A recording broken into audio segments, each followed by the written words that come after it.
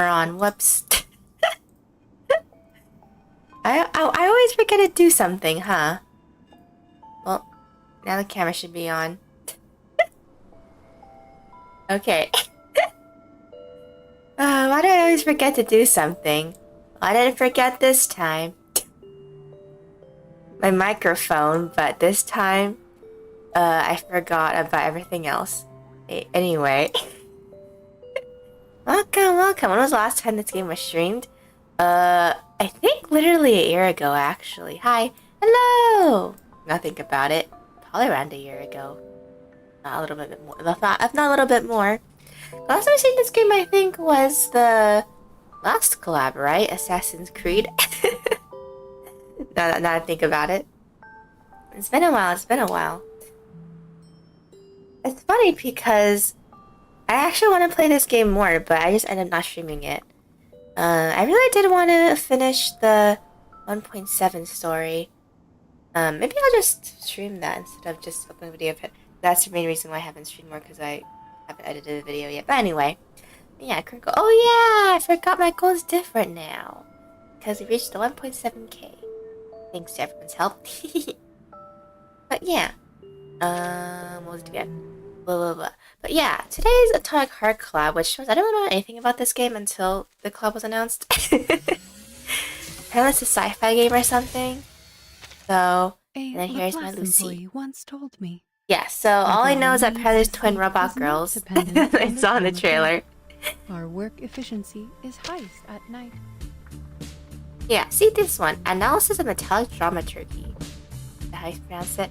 The twins. Yeah. Are they really just called the twins in the story of the original game? And another thing about it, it's like a sci-fi game apparently, right? Is an especially hot, dry midsummer. I do know it's first person, right? So I can't play it anyway. Along the dawn, farmers and horses laze in the shallows. The shallows stare blank at the fields. The winds of war has already been swallowed by both the waves of wheat. Okay. Oh yeah, they're giving you a free monthly pass if you decide to log in. I think also doing a free 10 summon too. Yeah, actually it's a free 30 sub. It's actually it's 30 free summons. On the first day you log in, you get 10 free summons for the banner as well, and then they'll give you another 20. I think after when this 10 is over, something like that. Yeah.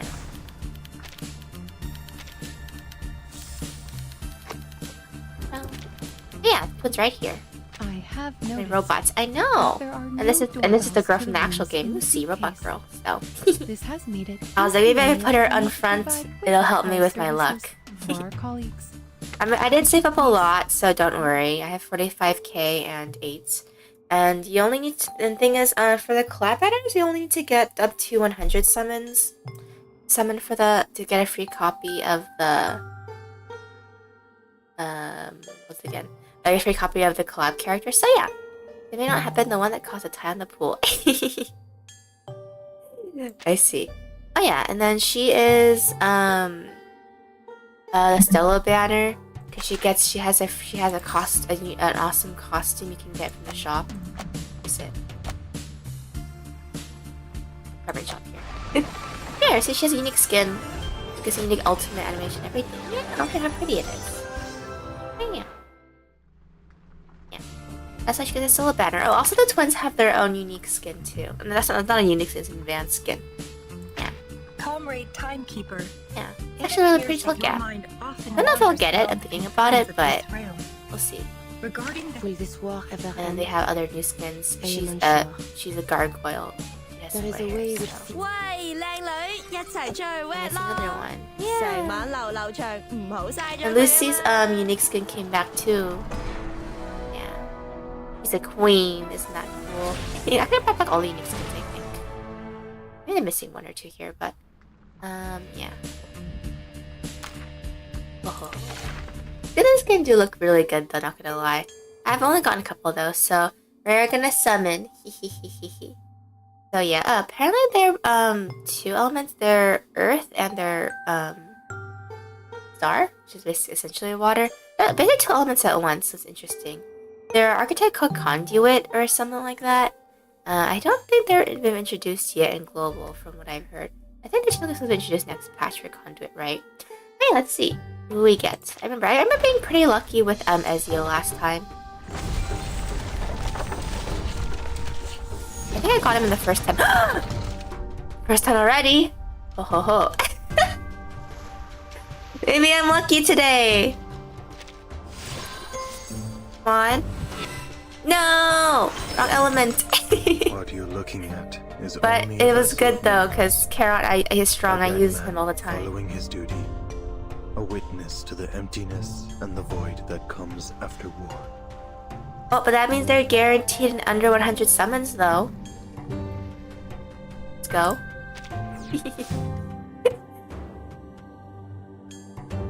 My luck is through the charts though. We got one portrait of him. Yay! Okay. So, that was good. In a roundabout way. Okay. Maybe we'll get him in the next one already. Who knows? Ta-da-ba-bum. Oh! I already got a copy of them! My luck is crazy! What the heck? I blessed you. You did bless me. Thank you, chat, for blessing me.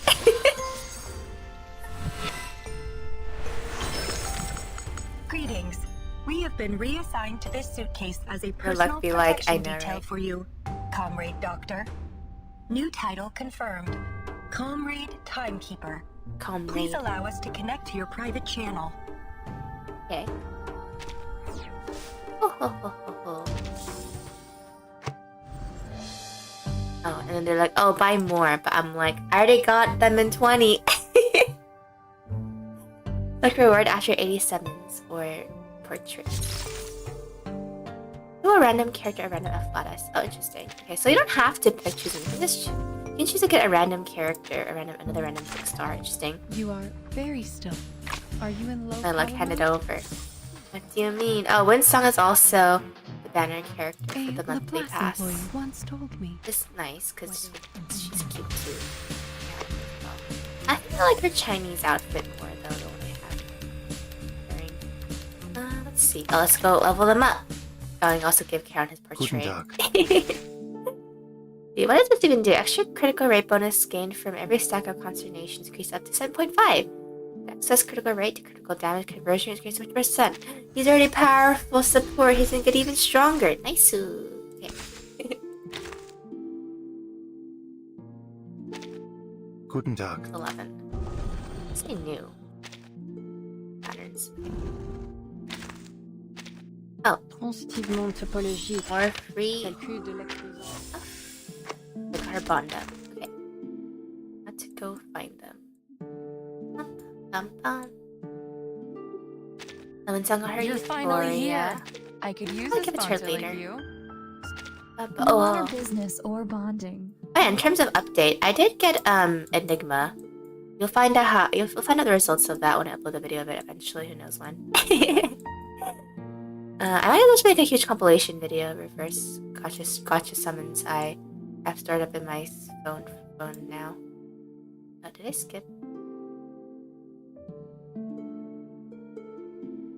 Let's see. Oh yeah! The free collab character is a robot. Fridge thing, I think? Is it a fridge? I don't know what it's supposed to be. But don't expect me to be sitting around waiting by the door. A girl's gotta have a life of her own. Yeah, I don't know what she's supposed to be. What is she supposed to be? A work with artificial intelligence. Well, that doesn't really say much. Item. Infrared detector. Yeah, but she's a free character, though. I think it's the same little girl, right? Twins. Here we go. Yeah. Greetings, comrade timekeeper. Oh, what the heck? We have observed that your visits sets follow no constitutive consistent elements? pattern, either in A, set timing B. or frequency. I can switch We here. have noted that other residents in the suitcase I don't really know how to use them, to be honest. Get them away from me. What do you mean? Distracting, I tried Silver Pals. and in some Oh, I heard it was instances, good. disturbing. The beta However, for it, right? We would emphasize that we always I heard there was a huge appreciate your spoiler visits. in the beginning, so don't spoil The it more for me if time I we decide to spend play it one together, day. the better we will be able to synchronize your mindset with our prediction models. Okay. I don't have their side cubes though, because I haven't played the event yet. What's their next best one I can give them? Let's look it up.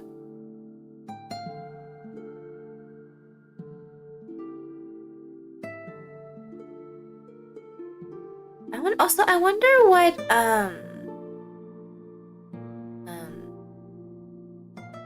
team they have, because their full team is not in the game yet, I don't think, so.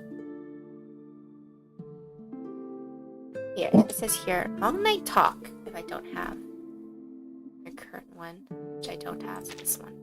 Okay. Level them up.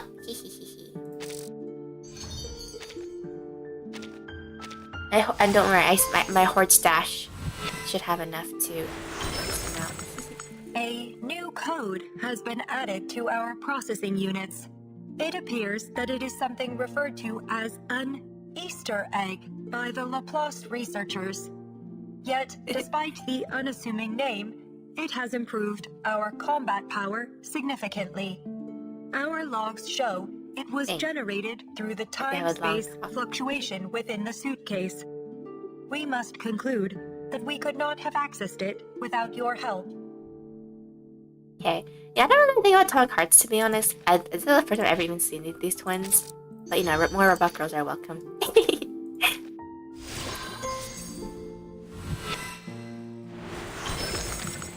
Our latest update appears to have brought us to the pinnacle of our potential making outfits. performance.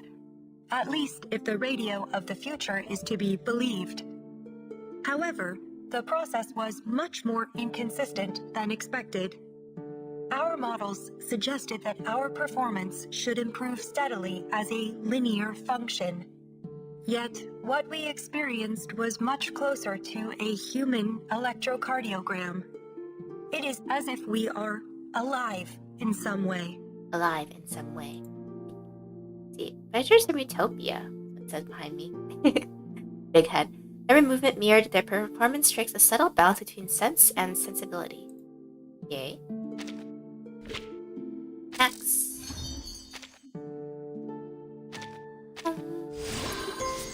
Da-da-da. Ba-da-ba-da-ba-ba-ba. A new code has been added to our processing units. Oh, I see the It same thing. appears that it is something referred Let's see, let's go till 30, I guess, for now. I don't even have the other members of Conduit yet, so there's kind of no point in leveling up to max. What is this thing? Locked.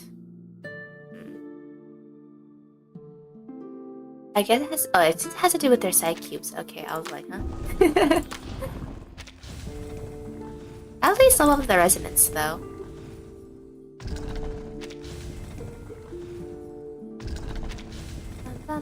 This game need dupes. Generally speaking, no. To be honest, almost everyone is fine at the first copy. Like, most for example, most supports you only need like one copy of. The most recent being Enigma, who was a sustain, aka you healing character. DPS with most of them, you just are fine at P0 too. The only reason why you would want more copies is just for endgame modes, which are single player anyway. So I don't really feel like it matters much. I'm able to get like most of the I'm able to get most of the just quick load. Feel lazy too, but nice different ones. Yeah, I'm most of them like I feel like I can finish most endgame modes anyway. The newer characters.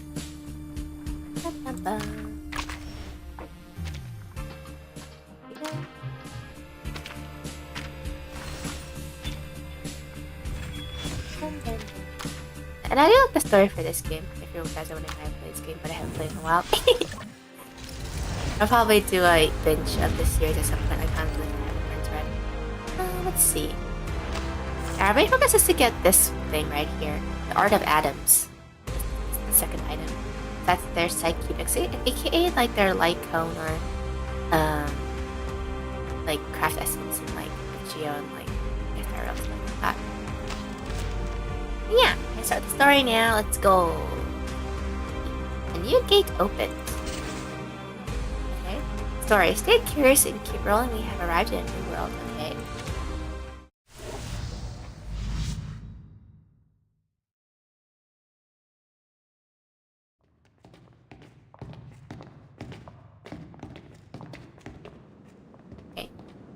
Researcher darts to the halls of a silvery white building, leading his companions to the end of a corridor. Stage in the rain. That's right. A stage that offers an incomparable experience with each observation. How was it last time, Vertin? Oh yeah, so the clock characters for on the reverse side is X, Mesmer Jr., and Vertin. It was unforgettable. And I forgot where I left able off. to travel To be to honest, an I was earlier wondering if you guys remembered. Without the storm. Visually, they're The thing quite for the similar, clock stars, you but don't the need to know. stage's You don't need to rain know is what happened in the orders of story. magnitude safer. I think I'll pass. All the same. Don't preclude yourself prior to experiencing it. Who knows? We might just find something to pique your interest. And my plan was I would eventually finish editing here. the video, finishing the 1.0 storyline. And then once we start the 2.0 storyline, you don't really need to know. I feel like you don't need to know that much of what happens in the 1.0 except for very certain things. So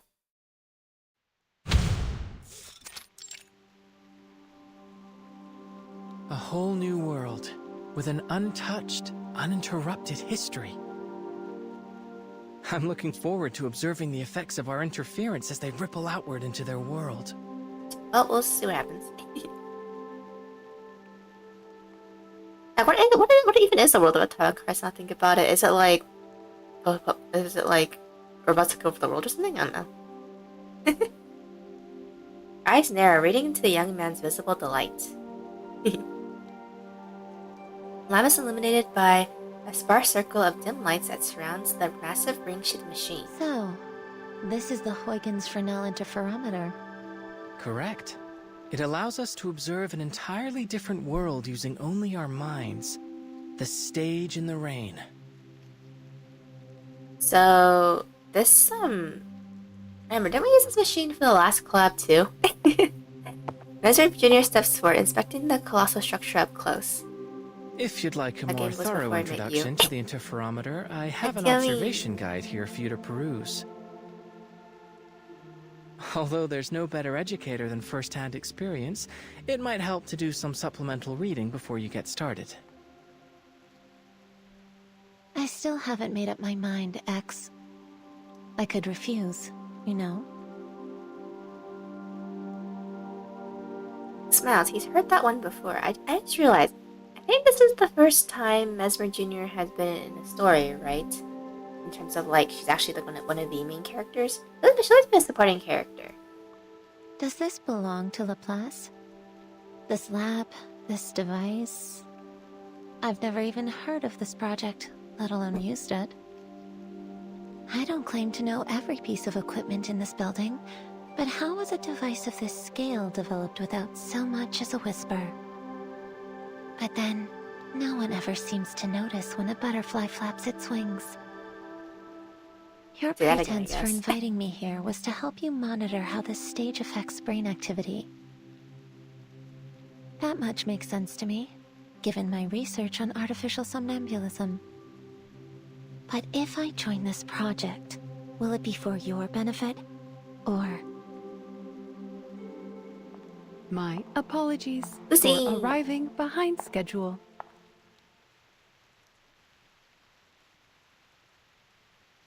See. Little high-density metal strikes the floor, echoes to the room, and as the awakened approaches. Madam Lucy. He's back. Oh, this is an unexpected variable. Is she gonna join us? Better. Conversation shifts immediately to the arrival of this unexpected guest. Forgive me, X. I was the one who invited Madame Lucy. After our last experiment, I shared some of the details with her. Using chaos particles and the observer's consciousness to simulate a hyper-realistic space. Hey, she's back. This is Lucy's first form. I would be remiss not to participate in such an experiment, given its potential to elucidate the inner workings of awakened consciousness. I'm used to English in these sort of games. I know, right? And I like how this game has so much different accents, though. This research presents a wealth of opportunity, not just for a single person or project, but for all of Laplace and researchers everywhere. I'll admit, this game is unique in that technically you could just play the CN version or the Chinese version of this game, because every time a new story comes out in this Chinese version, they actually do have the English voices already in it. So technically you could just listen to the characters talk in English, even though the text is Chinese. But yeah, Tube chat is members only? No, it shouldn't be. Shouldn't be. Let's see. Settings. It says public. Let's see edits. Customization. Oh. Whoops. It says it's members only. I don't know why that happened. I didn't change anything. Well, okay, whatever. YouTube is being weird. Okay, I made it into everyone. I don't know why I did that, but okay, I should be fine now. As I didn't touch any of my settings, okay? I blame YouTube. A welded metal face scans over the machine, light pulsing from an optical array, a means of expressing thoughtfulness. Superlatively said, Madame Lucy. I hope that puts some of your doubts to rest, Mesmer? Remember, please have mercy. Well, thanks for letting me know. I don't know why I was on members mode. I didn't change any settings. I blame YouTube for everything. Links innocently a Mesmer. Now, let's move on to the details of our experiment. The interferometer has undergone some improvements based on the data we gathered last time. We can utilize chaos particle projections to display some probable locations from the environment we'll encounter while immersed in the stage. On a yappin'.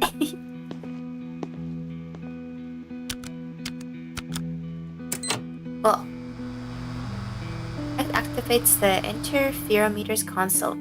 Zoom locations flash across the screen. A plaza, a laboratory, and a bedroom. Okay. The iconography suggests it's somewhere in the Soviet Union, but the technology seems wildly different from our own timeline. The story says Russia. It would be more accurate to think of it as a potential version of it. So it's okay. Is it dystopian or something? Because I don't know anything about the Homer cards, nor did I look up anything about it before the stream. This is the stage in the rain we'll be exploring this time. From the preliminary readings, it appears that it is indeed the Soviet Union, in a timeline that has undergone greatly accelerated advancements in technology. Oh, so it's like the future. A world that champions rationality and order, and one without arcanists. Sounds interesting, don't you think, Mesmer? Yes, so, oh. Besides, Verton and Madame Lucy will be there with you. I'll admit, I am curious. Better be, because we're going right now. That's great. I'll do my utmost to orchestrate things from here. While there's undoubtedly a lot to learn about this machine, I believe I should be able to troubleshoot any problems you encounter. Researcher good to X, me. may I propose that you allow me to operate the machine instead? No! Come with us. Don't go. But you aren't familiar with its operation, are you? I should be able to perform adequately based on your demonstration.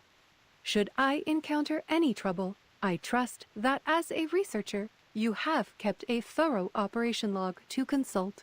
I will be able to learn much more about the interferometer's functionality and the theory behind it if I am operating it directly. The knowledge I gain from it may prove beneficial to other avenues of research in Laplace. Oh, I okay. intend to relay any data gathered here to Researcher Adler when I see him next. Given Madame Lucy's computing power, I'm certain she can resolve any problems we encounter. And it may give Miss Mesmer some peace of mind. I mean, I would trust Lucy over X. Looks like the decision's been made for me. X was over his words, well aware that if he gives it the controls, but nearly impossible to hide Institutum Lorentz secrets. Oh yeah, he's part of the Lorentz Butterfly faction. But he finds himself looking towards the interferometer, but having worked on it for so long, he has never experienced it for himself. An untouched, uninterrupted history. Affecting the world around you is the best proof of your existence. You can personally attest to that. X smiles. All right, I acquiesce to your request, Madame Lucy. Take the reins.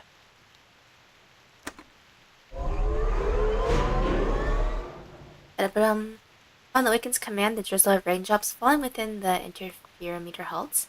Droplets are shivering static in midair. Interferometer activation complete. Looks like you've got a handle on it already, boss.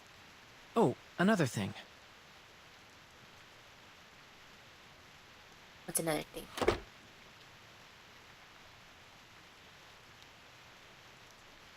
X pulls out a communication device resembling a pager. A pager! This will allow us to communicate while inside of the stage in the rain. A little improvement based on feedback from last time. If we encounter any problems during the experiment, we can use it to contact you. A pager, though? It's a communicator from Very X. well. Please be prepared. The curtain is about to rise. Let's go! Thank you, Madame Lucy. I'll endeavor to bring you back a souvenir. I will look forward to it. Have a safe journey. Vitals loaded. Activating chaos particles. 7.6% 98. Good thing.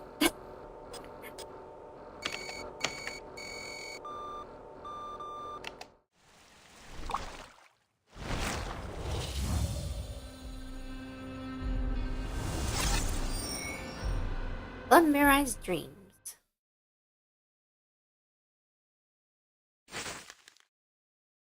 Okay. Oh, we're in. Aw, cute. I like these little short animated picnics to it. Getting a different air. Skies are clear and no signs of rain. Okay. Part 1. I think this event only has one story compared to SSQ, which had 2 stories. The one with Ezio and then the Odyssey one. Maglev train glides along a thin track, feeling almost as if it was weaving through the air. In the carriage of the vortex, passengers converse amongst themselves in hushed tones. In other words, this material would function something like a this world? fire ant That was just colony robots. crossing a river, fluidly replacing worn-out and damaged sections. Each component hardwired to preserve its collective superstructure, resistant even to the erosion of time itself. Ezra Jr. looks around in astonishment out the window, the mountains rushing past, and then the 2 passengers sitting across from her. That jacket you're wearing, is that also the machine's doing? Yes. Sometimes the interferometer automatically modifies our clothes to help us blend in with the world we've entered. It. Though it looks like the machine decided that you and X already passed for normal here. Narrowing passengers having reached the end of the conversation rise from their seats. Passing by with wine glasses in hand, stood another group of scientists chatting at the end of the carriage. We're currently at least 40 meters from the ground. A conservative estimate, Comrade Polkov. I should say we are at least the height of a Vostok K rocket off the ground. And that's if we include Comrade Gagarin standing on the module. Are the twins the main character of Atomic Heart? No. Cracking Probably not, jokes right? as always, comrade. Yes, because I did hear it's first person, so... Our hovering robot whizzes over X's head with a glass of wine and stops next to the scientist. It dutifully places the glass down and then zips back. I have to say, The robot's like everyday it's life an here. unusual circumstance when being dressed as a Laplace researcher renders someone more inconspicuous. I fit right in. Beyond the windows of the train, countless hovering machines dot the skyline, hurrying to and fro along these routes. Okay. Oh, she has a cute little lab coat. The last few mountains burr past, the view outside opens up into a wide plain. Oh. Those fields look endless. Sometimes when I drive, there's endless fields.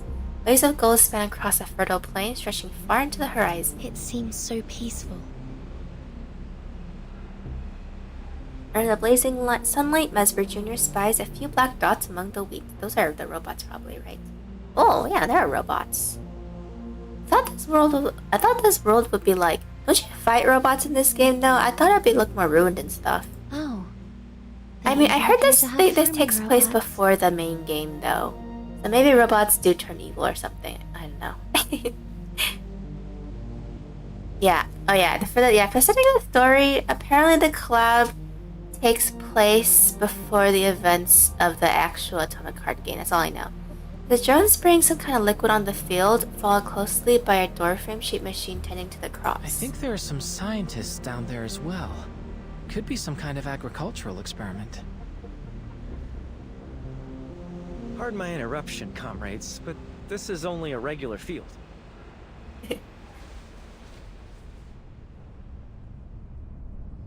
Hello. He has a design. Maybe he's someone from the game. The three of them turn with a start to see an unfamiliar man standing beside them. He doesn't seem to register their surprise as he continues nonchalantly. Those people down there in white next to the robots, they're simply farmers. Well, I say farmers, but in truth, they are scientists too. Another marvel of Soviet ingenuity. They're scientists? They're like agricultural scientists? Is that what you're saying? Our innovations in agricultural robotics have eliminated the more laborious and time-consuming aspects of farm work. Now these farmers can use their time researching new scientific advancements, which feeds back into further developments in food production. And it's not just agriculture. Every industry has seen the benefits of Soviet innovation. That is why they say our way of life here is the best in all the world. Thank you for the information. I don't suppose we've been introduced, have we? Well, they're best until the robots rebel, I think, right? Like I said, I think that's what the main game's about. Right? My apologies. Call me Maxim. I'm a journalist. And the three of you must be Doctors Verton, X, and Mesmer Jr., am I correct? Oh, they know our names already. Very much so. How do you know about us? The news of a young yet highly accomplished trio of scientists attending this year's International Polymer Summit has caught everyone's attention. Oh, we're smart. It doesn't take a genius to see you three are the only ones on this train that fit the description. Saying all that, I'd be grateful if you would allow me an interview. The young visitors exchange glances. Finally, X speaks. Certainly. As it happens, we could really use someone who could introduce this place to us. We don't know much about where we're going or what's been happening here in the Soviet Union. Who's only was turned on? Apparently so. That much is clear. Where should I start? Oh, of course. Let's start with Collective. Collective. All the robots you see are controlled by the Collective neural network, which ensures their labor is never wasted.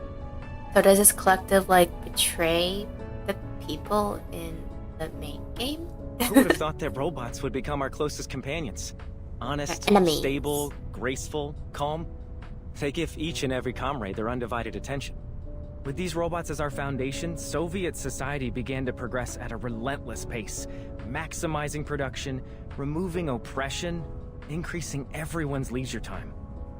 A true utopia. But we're gonna be fighting in this game, so I don't think so. Everyone's so happy.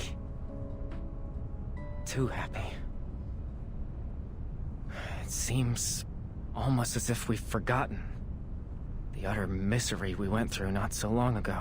What happened? Like a disaster or something? You mean? The plague, yes. Oh. So many of us today choose to focus on our happiness and the bright future ahead. It's as though we've already forgotten about them. Look at me guessing stuff correctly. The ones who delivered us from those dark times. Those who experienced true misery yet strove to lift us into this new age. They aren't here to enjoy any of this. Is that fair? I mean, I think they just glance at each other, apologetic looks on their faces. Forgive me. Really venting I'm to us. dwelling on just old met. wounds. You're at the age where you should be enjoying yourselves, not revisiting the tragedies of the past. I'm not that old. Exit attempts to maybe it was not really that long ago, I don't know. Exit attempts to regain his composure, she shifts the topic. Now, a question for you young scientists. Tell me, are robots as commonplace in your country as they are here? Kind of. That may be dependent on your definition of robot, but I've worked with an animated hunk of metal before. Don't call Lucy that. Thinking ferrofluid. Yeah. Is that so? Fabric. Fascinating. And here I thought I'd been keeping up to date with the latest in foreign developments. Science develops by leaps and bounds every day, it seems. Oh yeah, the patch after this one is the anniversary. You guys want to start playing this game and save up for the anniversary character too? Oh well, I suppose it's a sign of progress. One of the robots I mentioned was once in charge of running our entire organization.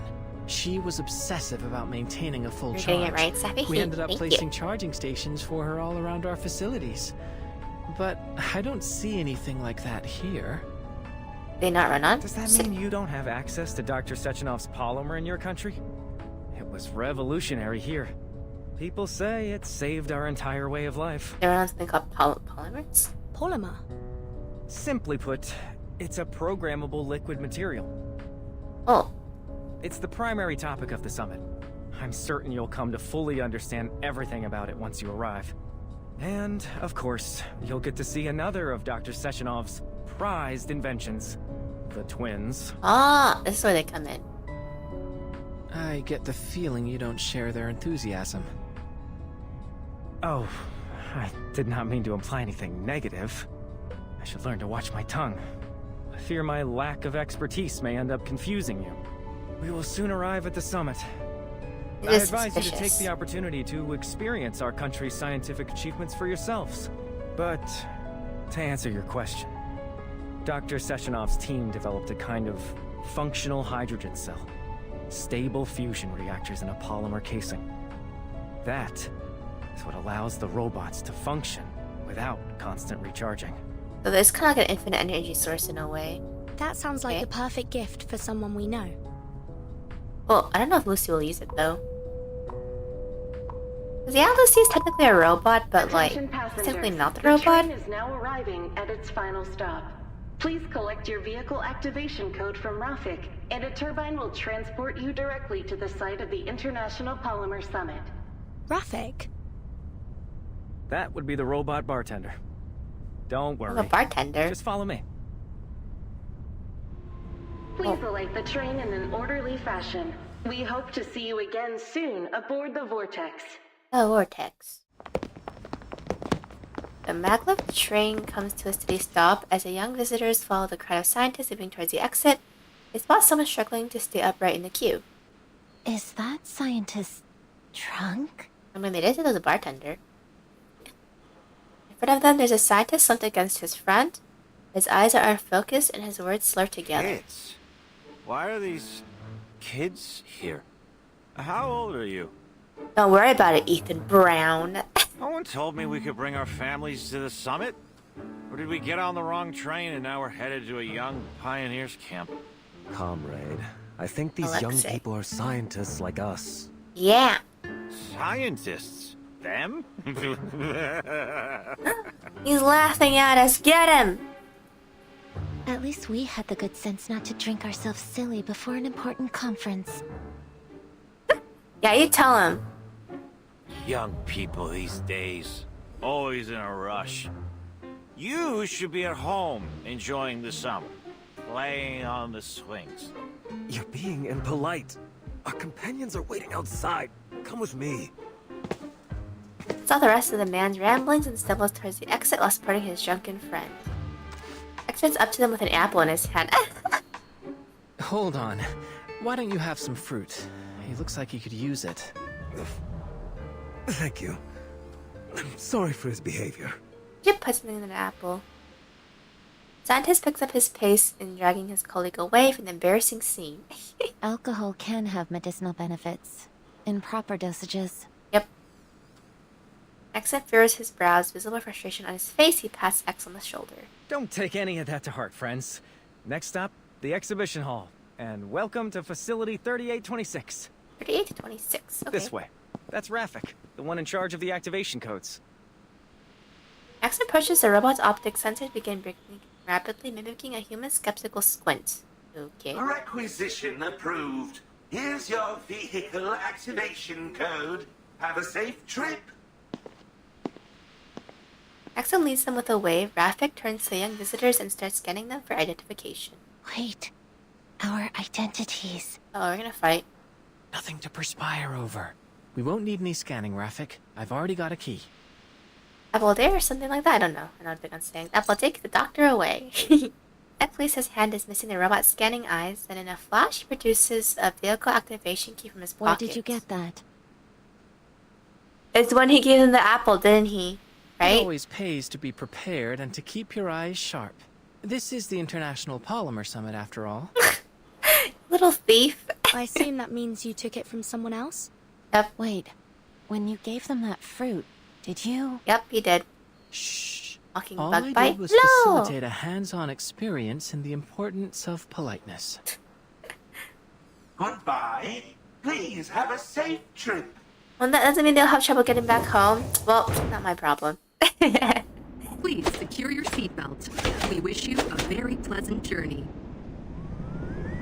6 steel shapes cables shoot out from the bumblebee and attach to the turbine, lifting the vehicle into the air. Okay. If I'm not mistaken, our conference venue is on some kind of floating island. The wasp nest, Ichi. Wasp nest? How are you alive? Come on, why don't we check out some of the local music? Thank you for tuning in to the Polymer Exhibition Hall audio guide. You are currently departing. This place really is like what the prediction indicated. A world that champions science, rationality, and order. Wouldn't you agree, Mesmer? I think you might like it here after all. Think of it as a paid vacation. I Well, won't they're deny gonna be you fighting soon. appeal, but since I'm here with you two, I'd call this a business trip at best. I propose we look at it as an academic exchange, the kind with complimentary refreshments, featuring the illustrious Dr. Verton, British? Dr. Mesmer Jr., Yeah, characters are and British. Dr. X. American, the works. I think I'm the only one that feels out of place here. Doctors? Ah, well, Actually, here's to a characters pleasant from a trip. bunch of different places. Like India, Asia, so on and so forth. aka China. A bright, limitless future, but something else lies beyond that distant horizon. Oh, they're here! Let's go! I don't think we'll be fighting this node, though. We have arrived at your destination, the Polymer Exhibition Hall. Please be careful when exiting the vehicle. Turbine lands and the... Is it this thing? Turbine lands and the bumblebee retracts its cables. Yeah, it's this thing, right? Now settled... It's this thing on the top left, I mean. So this is how they transport stuff in the air? Okay. Now settled on the ground, the young visitors undo their seatbelts and exit the car. Wow. That's how we got it's here. so crowded. Why is everyone gathered around the entrance? A few robots in receptionist uniforms are bustling around, trying to keep the hordes of scientists in front of the exhibition hall in line. Everyone, please wait patiently and enter the venue in an orderly fashion. Jeremy. Dr. Sechenov is about to arrive. think the fact that her lips are not moving up and are not moving is what's off-putting. He's here! He's here! Amidst the hubbub, a black turbine lands outside the crowd, so robots hurry forward to open the door. Welcome, comrade. It's him! That's Dr. Sechenov! It erupts as people rush forward, eager to shake hands with the savior of the Soviet Union. Ooh, sudden surge from behind makes it difficult for me to read. Oh, it's a twin! Hi. Please be careful. A pair of powerful metal arms catches the body and keeps it balanced. Thank you. Thank you. It is good that you were unharmed, comrade. Yeah. Thank you for saving me. Resolve the Myosiner incident, the two robots return to Dr. I forgot about it. Chesnow's side, helping him navigate the crowd. Please don't push everyone. We must all be patient. I ask that you be mindful of the safety of your comrades in the front row. I get the robot belly buttons. Why not? I'm saying he's an actual character from the game, right? Because this is a prequel and he's the one who created the twins, who is an important character since they're the collab characters. As Sechenov enters the venue, the scientists fall in after him, draining the entryway like water through a funnel. That must be Sechenov. Sechenov. And I suppose those women were the twins. Yeah. A logical hypothesis. Oh, Vertin, we do have a slight problem. What is it? The page is communicator must have broken. slipped out of my pocket during the commotion. By the time I found it again, well, it seems to have failed a few rapid percussive tests. Well, that was fast breaking, and I thought we'd be broken them later. As being born, Which means we've lost our only way to contact Madame Lucy. Unfortunate, but we'll I wonder fix how it Measure's later. gonna take this. We should follow the crowd into the exhibition hall for now. Fix it later. Shouldn't you fix it now?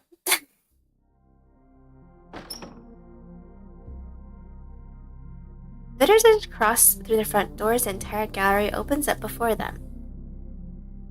Streamlined, recessed strip lights highlight the various exhibits on display. The distance there's some type of interactive installation The illustrating invention of polymer and its uses. The properties of polymer. The establishment of collective. Going too fast game. Illustrating the unique properties of polymer. Okay. Where should we start? Let's start with the closest one. Hello, little dear clay comrades. figures, looking Welcome figures. to the Polymer Exhibition Hall. I will be your guide. You may call me Tereshkova. Tereshkova. Please allow me to introduce you to the remarkable history of polymer.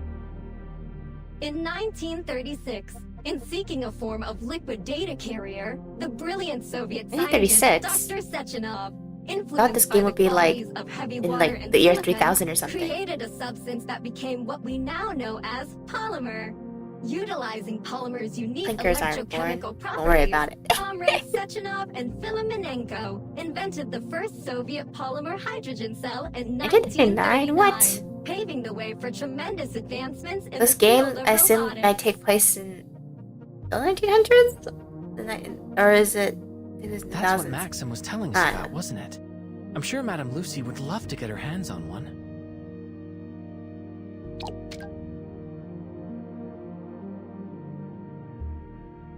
However, in 1942, a terrible disaster struck the Soviet Union and the entire European continent. The plague. The By plague. the end of this 150 unprecedented million? outbreak, over 150 million had perished. It is like the bubonic plague. 150 million? That would make it one of the deadliest outbreaks in human history. Yeah. Countless scientists and medical professionals selflessly gave their lives to combating this plague, sacrificing themselves to prevent further death. I wonder if that's the tragedy that Maxim mentioned.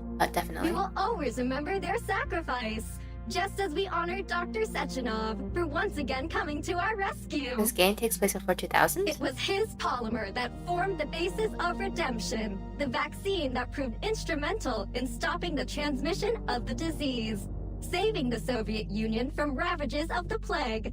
Of course, with so many having succumbed to the disease, the Soviet Union turned to further developments in robotics to meet labor demands. Oh, it's not. Oh, so there's not much humans anymore? Before long, new advanced models of robots made up a significant portion of our labor force, helping to deliver a new age of prosperity. Until the robots rebel. Is that what you've been aiming at with all of your critter experiments, X? In order to fully optimize our robot's production Don't power, mention his Dr. Sechenov led a team of scientists experiments to right in develop front of and them. launch Collective 1.0. This revolutionary system unified all of our robot assistants under a single vast neural network, ensuring maximum efficiency. But then if this neural network becomes evil, then everyone turns evil, right? But are the twins evil in the original game? Then, in 1950, Dr. Sechenov astounded the world with yet another development. Human body? A means of incorporating polymer into the human body. A process called polymer assimilative adaptation. This is how the main character... Make it little twins, right? This is how the main character fights robots in the original game. Like I said, I heard you fight robots. It is with this assimilative power that we can now implant interface devices directly into the human body, allowing people to connect to Collective 1.0 and control robots using their minds. This technology holds the potential to establish a shared database of human minds, granting humanity unprecedented access to knowledge. And we are proud to announce that this potential will soon be realized with the coming launch of Collective 2.0. Is it Collective 2.0? Oh. I'm assuming he mind controls the humans with this, right? Because it's like in their brain or like in their thing here. Is that what happens? Tapping into an too? entire neural network in an instant. It's a daring vision. I would be cautious. There's no telling what that kind of process could do to the human brain. Yeah, maybe he turned them all into like mind control zombies or something. Oh, okay. Dr. Impressive, that's cute. 1948, Comrade Sechenov led a team of scientists who successfully developed the Collective 1.0 for robots under a single vast neural network. Oh, can we read this over again? The pandemic known as the plague was unleashed on the world. All pre-existing medicine proved ineffective against infectious and fatal disease. I wonder what it is. I'll mention the original game too, right? In 1936, Comrade Sechenov developed polymer, a groundbreaking scientific discovery. Its invention would go on to play a pivotal role in shaping the future of humanity, both with the Soviet Union and beyond. And here's You another have part. I finished monopoly Exhibit pieces. A, I but know. don't stop now, They do this dear sometimes. comrades. Please proceed to the lecture hall, where Dr. Sechenov will soon personally demonstrate the power of Collective 2.0. Oh, this is where we're fighting?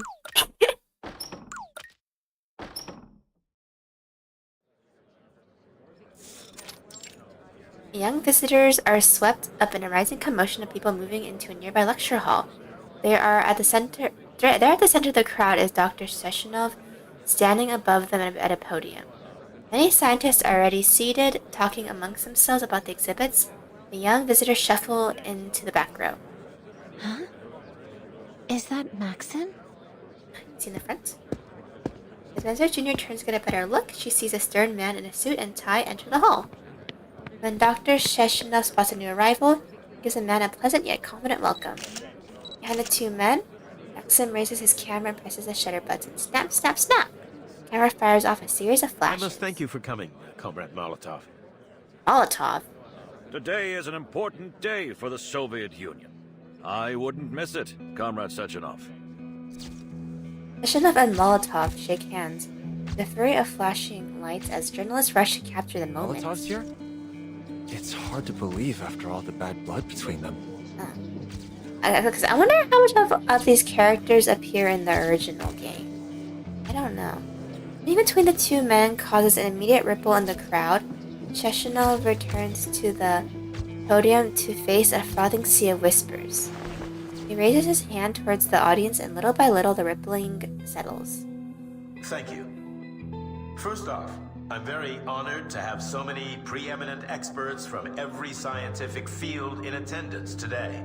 Welcome, everyone. I am Dr. Dmitry Sergeyevich Sechenov. We all understand that there are times when a single discovery can turn the entire scientific world upside down.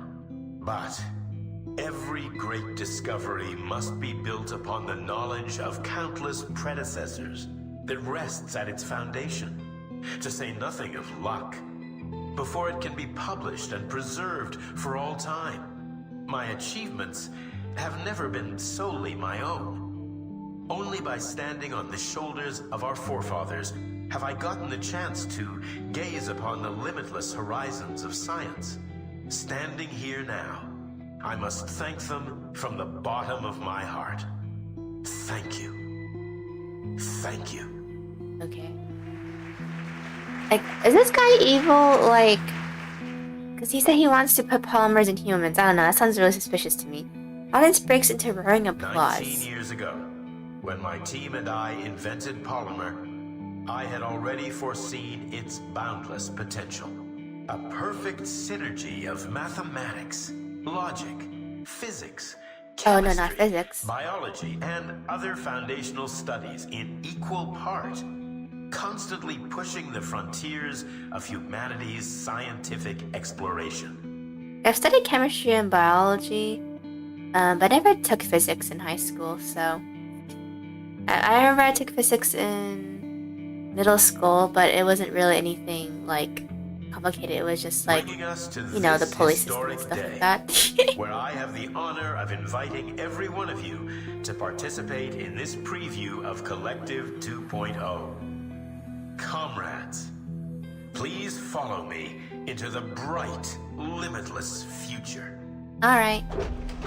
Audience stirs as small metal platforms emerge from their seats. Okay.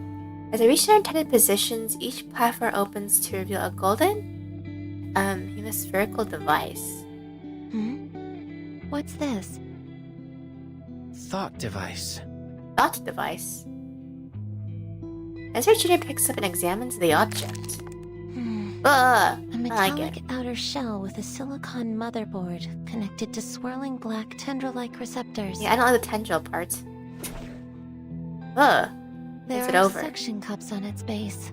Putting on our heads or something? Ezra Jr. looks around. Quite a few scientists have already attached these devices to their temples. Oh, it is a mind control thing, I feel like. Tendril-like receptors begin to wriggle above their foreheads. Ugh. Watches from the crowd's reaction before gently prodding the suction cups with her finger. They've all put it on without any hesitation. Yeah. That's not a good thing. No adverse reactions either. Looks like it doesn't hurt. Yeah, we shouldn't put it on though. We continue watching the other scientists, only to realize X has already stuck the device to his temple. X! Hypothesis confirmed. Mounting the device does nothing to activate it alone. Well, unresponsive thought device falls into his hand. Counter hypothesis. It may only work on polymerized people. Okay. X, something could happen to you. Don't do that next time. What are you doing? Yeah, Messer Jr. has the correct thought of mind. X injects himself with a syringe of clear liquid. That's gonna fix anything. It makes sense. If the plague was ended by mass polymerization, most of the attendees here would already have polymer in their system. But we don't. Yes, then why'd you stab yourself with a syringe just now? You injected yourself with that redemption vaccine? Where did you even get that? That's what I say! Why are you putting stuff in your body? Come on, man. The exhibition hall's got samples of everything. And I've always had a knack for collecting odds and ends. Tell me you have a way to reverse it, X, in case anything happens to you. Why would you inject yourself? Why not, I guess, right? Just be crazy like that. During our last experiment, I kept thinking that we were missing something. But now, I finally figured it out. We don't belong in this world. Even if we change our appearances, at our core, we're still outsiders. But perhaps by injecting myself, I can truly become an influencing factor in this world. Okay, you think like that. What sort of chain Sure reaction enough. will this set off? I'm excited to find out. Don't die. X opens his hand, revealing 2 more syringes of polymer. No, no, no. Plus, if we don't inject ourselves, we risk exposing our identities. Of course, the choice is yours. And I don't think it's a should good have reason. expected this. Typical Arcanist behavior. I don't know if it's Arcanist behavior per se. I think it's just typical X Why don't behavior. we just hold on to these potentially dangerous substances for now? Please try to exercise a little more caution in the future, Dr. X. Yeah, Mesmer has a right thought. Don't just stab yourselves with syringes. And that's what happens when you're a crazy mad scientist, I guess. yeah, if you want to know, Mesmer Jr., she's technically a doctor, like a healing doctor in terms of Arcanist magic power stuff, technically speaking. So, yeah.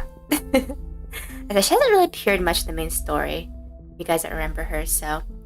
Vigilant researcher shows the remaining syringes in her coat pockets. What about you, Vertin? Okay. I think we should be careful. Yeah. Alright. Think about all the fun you could be missing out on. I don't want to die. Raises the thought device to his head and suctions itself on his temple. The black tendrils begin wiggling in even ways above his forehead. Oh, fascinating. It's like a whole new perspective. This demands thorough exploration. They actually put on his sprite. It's funny. Comrades, I encourage you all to try these thought devices and experience a preview of Collective 2.0's features. So I'm assuming in this game, the polymer that saves them is also going to be their ultimate undoing. Like, it saved them from the plague, but now it won't save them from the robot invasion. Dr. Sechenov, Right. please allow me a question. Collective 1.0 has already saved our citizens from a disaster. But now you're aggressively pushing, pardon my wording, for the launch of Collective 2.0. Yeah, because he has an evil reason, right? Do you intend to have the entire population wired to these thought devices? How can you ensure the devices are safe? Are you not concerned about the potential dangers? What if this new collective fails in some way and threatens all our hard-won happiness? He's calling and be like, don't worry about it. Either you wear it and become mind-controlled, or you'll be removed from the equation. I only mean to say that so many people gave their lives to help us get this far. I wouldn't want to see their sacrifices rendered meaningless. I do understand your fear, comrade. But please rest assured, we've conducted rigorous testing and verified that the thought device is completely safe. Nope. With No, that I don't reassurance, trust you. I ask that once you've implanted your thought device, you please continue to the next gallery, where you'll be able to experience the wonders of mind-machine interface in a live demonstration. I thank you all again for your participation, and I look forward to exploring this new horizon with you all. Because I don't remember anything. I see it. Have you played this game before? I said, I heard this game's first person, right? So I can't even play this game anyway. Ends his speech, Molotov stands up to leave, and Maxim chases after him. Neshinov busies himself in a random handshakes and reductions as he steps down from the stage and makes his way past the audience. The twins follow close behind him. Oh, I remember you. Hi. You weren't hurt, were you? Tereshkova wasn't able to properly handle the crowd. I've already arranged for staff to work on improving her logic. I'm fine, Dr. Sechenov. Your twins helped me up. They seem somewhat different from other robots. You have a sharp eye, dear girl. When I constructed the twins, I made use of some experimental techniques. Currently impossible to mass-produce, I'm afraid. So, does this mean that they're unique compared to other robots? Maybe they're actually sentient and have a mind of their own compared to the other robots? So maybe they're not controlled by the collective? I guess maybe? I don't know. That's the only thing I can think of what makes it different. Robot assistants stand waiting for Dr. Sechenov's command. Their sleek, powerful frames, silent yet passively imposing. The epitome of both science and art. A perfect fusion of power and beauty. I think of them as my greatest creation.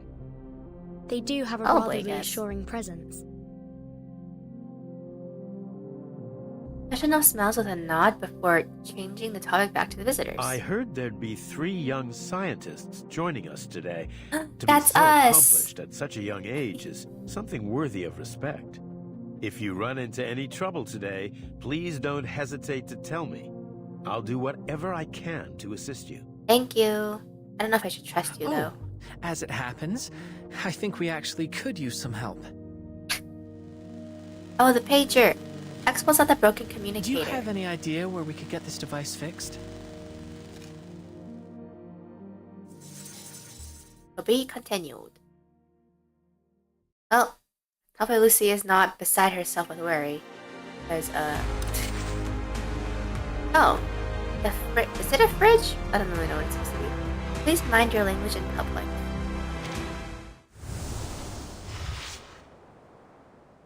Her.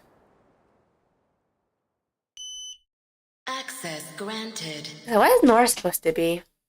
The free character. I don't really get what she's supposed to be. Gotta go for now? See ya. See ya! Airtight door opens with a hiss, revealing Tereshkova and the young visitors. It's a kind of refrigerator, so she's a fridge? Welcome, comrades. This is the assembly room Dr. Sechenov recommended. It's the weird robot lady. Hi. The room is blindingly white with a capsule-shaped window. A large refrigerator-like machine sits in the corner. Oh, so she is a fridge. Messer Jr. approaches the window, gazing outward. Beyond the glass is an enormous production facility. Mechanical arms attach components to metal frames in a long assembly line, building new robots piece by piece. Are you interested in learning more about the production process, comrade? I guess. A friendly guide launches into a lengthy explanation without waiting for a response. What you see here is the production line for the VOVA6 lab tech, often dubbed VOVA. VOVA. Commonly used in laboratories, our VOVA6s assist scientists with conducting tests and critical experiments. Critical experiments? It's like... I don't know. The VOVA model's humanoid limbs feature over 100 sensors.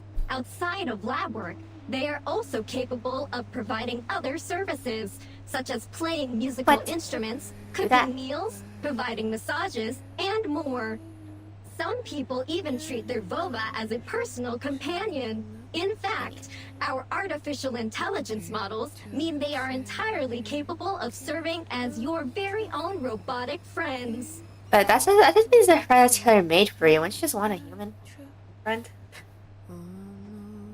As if overjoyed at the prospect, Tereshkova raises her arms and twirls in a mechanically perfect circle. Hold on. What's that sound? And we're here to find a repair vendor. Where is it? Is it the fridge? Oh, some kind of performance art, perhaps? No. Robot moves over to the machine in the corner, looking it over almost as if it were curious. Why was she moved over here? Comrades, this is your repair vendor. Oh, so this is the repair vendor. Okay. I don't really like her face. I don't like the fact that her lips don't move and she doesn't blink.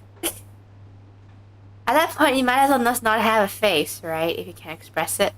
X, similar to Lucy's initial form and the twins. X Gears approaches the red rectangular machine and taps its black touchscreen. Access granted. Oh? This machine is a multifunctional repair device, suitable for indoor use by our staff. Okay. Other than basic repair functions, she is also able to repurpose raw materials into whatever tools you may require. Sounds good to me. Amazing. Well, let's give it a whirl. X offers the broken communicator to the repair vendor. After her receptors detect the device, she opens her door and swallows it whole. Oh. Unidentified object detected. Initializing analysis. The repair vendor begins rattling and shaking. Ugh, sound good. Her doors swing erratically on their hinges. This is an abnormal reaction. How strange. My database has no record of any comparable circumstance. So is Laura gonna attack us? You know, I really shouldn't be accepting unknown inputs from strangers. But then Whoa! Stranger is just a friend you haven't tasted yet. Ah! She'll attack us. Repair vendor's door burst open and several metal tendrils out from her interior. Watch out! X, watch out. I mean, don't worry, we'll be fine. So let's make the new.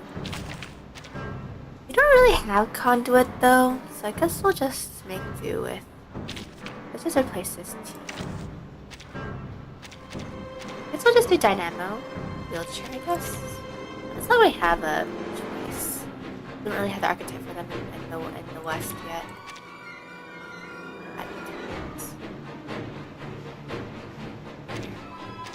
There you go. Should probably be the front right now. Let's sit on the chair. It's worse. Here comes. What do you mean? Battles can be just as informative as codes. You just have to know how to read them. Conduit, yeah. It's the first time I'm even one too. Then around alley 1 gains 2 stacks of conduit collaborations. What does this do? That should be something variable in our experiment. Variable? Suppose it must be referring to my heart. What can I say? I'm passionate. Well, I think you've already demonstrated that conclusively. Why do overgrown bridges have hearts in the first place? Oh, don't be so grim, Sourface. You're young, you should be having fun, living wild like me. Okay, there's conduit. During a battle, each conduit's ally's corresponding conduit is shown below the AP area. Yeah, here. The energy needed to activate each conduit is shown in the upper left. Okay. Oh, so you have to match these elements. Okay. After using the energy cards on your turn, the estimated energy gain is shown below the conduits. Okay. Press and hold the conduit during your turn to view the current incantation details. The conduit to open its incantation switch menu. Have another incantation above to complete the switch. Okay. Good to me.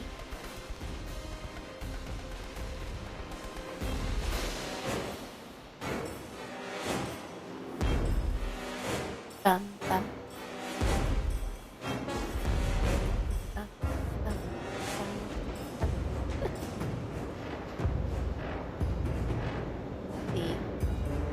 So F0. Okay, so validator. Overclock restrictions activating. Autopolymer circulation. I'll handle the tech support. The data complete. For now? I heard this spot if we didn't want to hit though because it's story mode, so it's really weak. An adequate sample. Do not let yourself go home. Repolymerizing. Interacting with polymer. See, we just one-shot it. We need all further physical violence at once, Nora. Wins? We're stopping her. Haven't you two cold-hearted rust buckets heard of a thing called privacy? You were invited. Okay. Another perfect combination of reason and passion. Look at this character. He's literally just technically his entire body is a robot body, and then the actual thing is the ferrofluid in the head. Detecting abnormal combative behavior from Nora. Requesting control. Rebooting Nora systems. Reboot complete. No, she shouldn't be crazy now, right?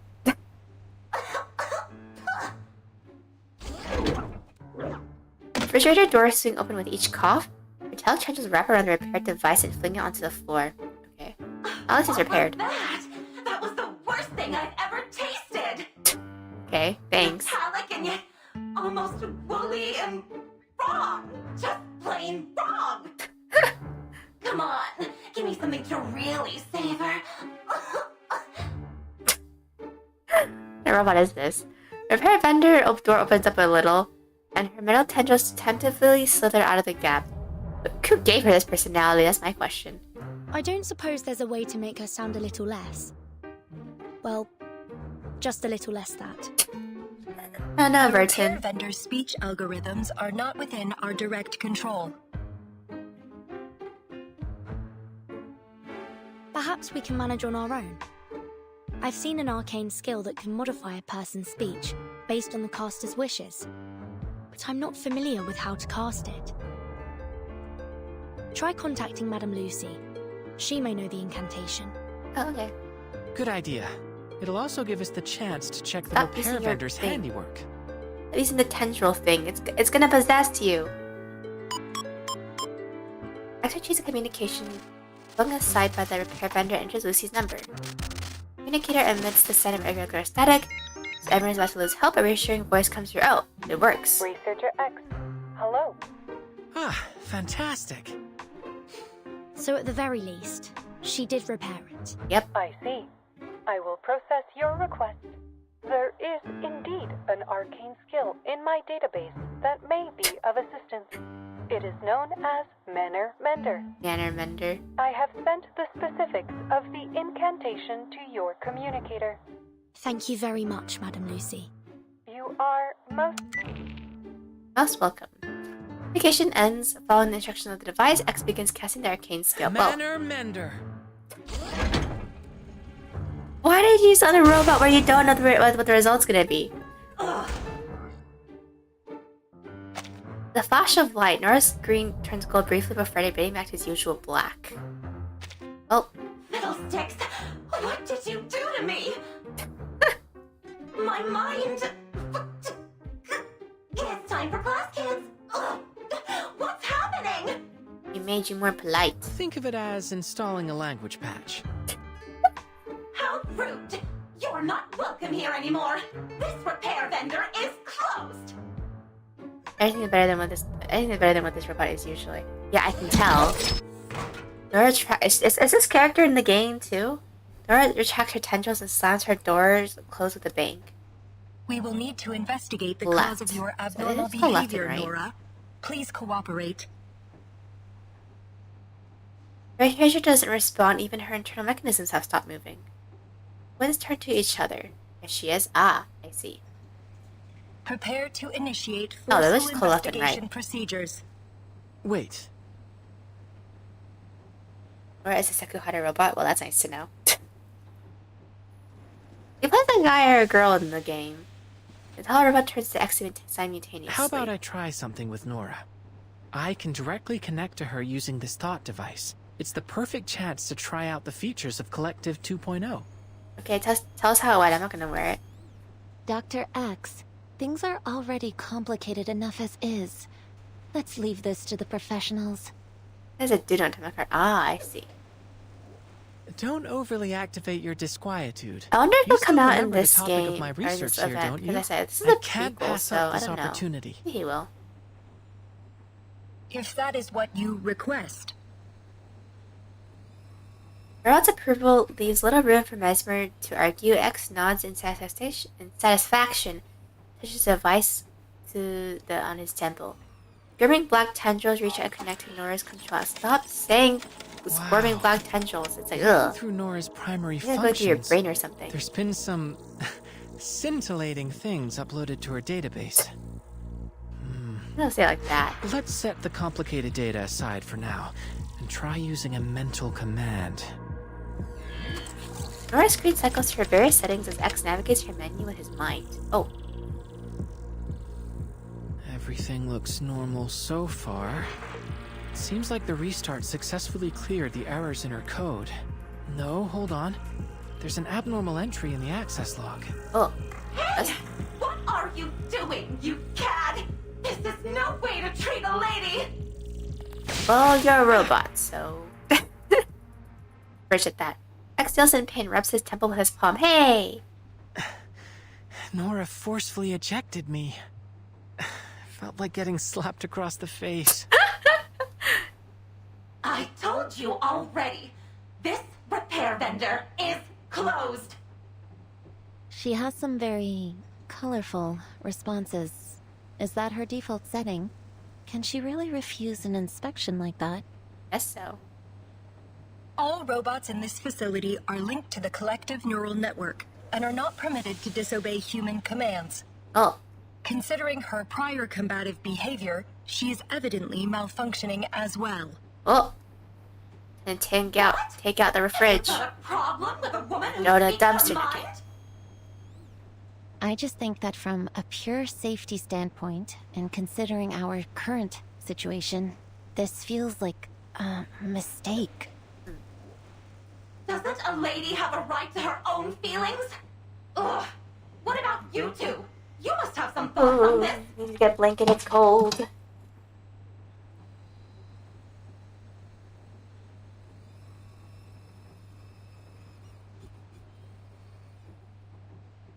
Why is it always cold in the mornings, huh? And then it gets so hot later in the day. We do not have an answer for you at this time. How disappointing. I bet you've never even bothered to feel an emotion. Maybe they do have emotions, you don't know. Comrade Sechenov did install emotional expression modules into our platforms. Oh, okay. Interesting. What a waste to put them in, you frigid ice queens. Nora ignores insults a twin step forward. Regardless, please report the details of this abnormal request in your access log, Nora. Nora slams her door shut, singing almost like a child throwing a tantrum. That's basically what she's doing. I have no idea who made that request. All I know is that ever since that entry appeared in my log, I've had no patience for anyone toying with my emotions. Now, stop pestering me with questions. I've already told you everything I know. Situation documentation successful. Comrade doctors, we deeply apologize for your exposure to this incident. Don't worry about it. Dr. Sechenov has expressed his concerns about your safety.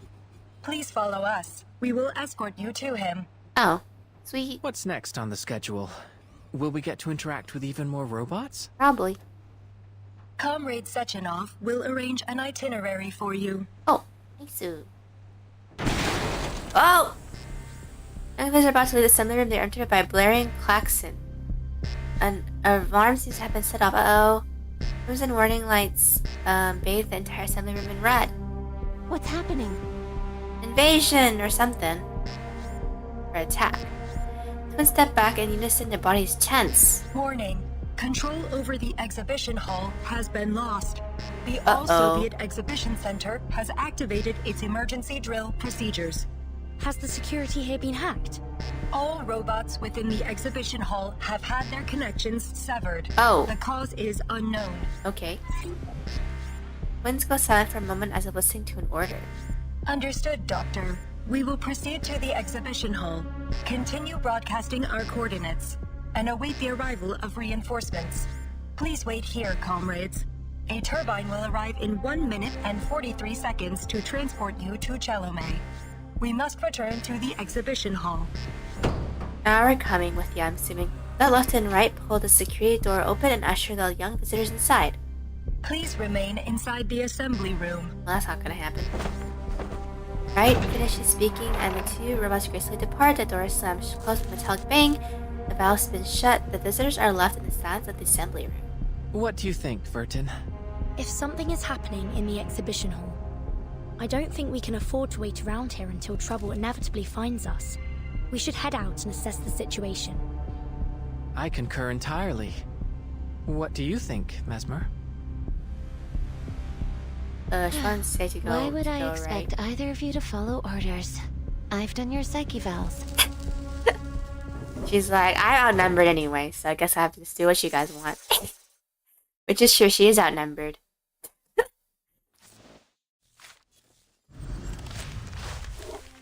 Only in modern times.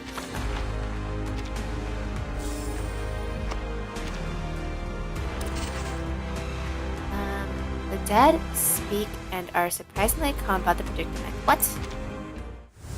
Dead speak. Excuse me? Only in modern times.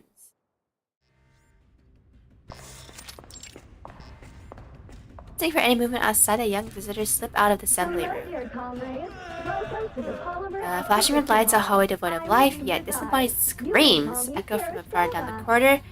Check out the ever-enthusiastic voice of Tereshkova. Where have all those mustachioed lab robots gone? I thought they were supposed to help the researchers. And I think they're attacking them. I think that's what happened.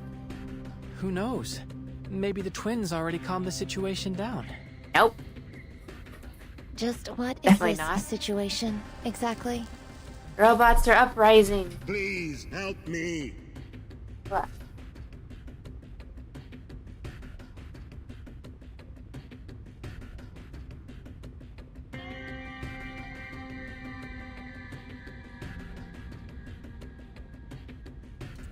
Instead of a blanket, I'm just gonna wear a jacket.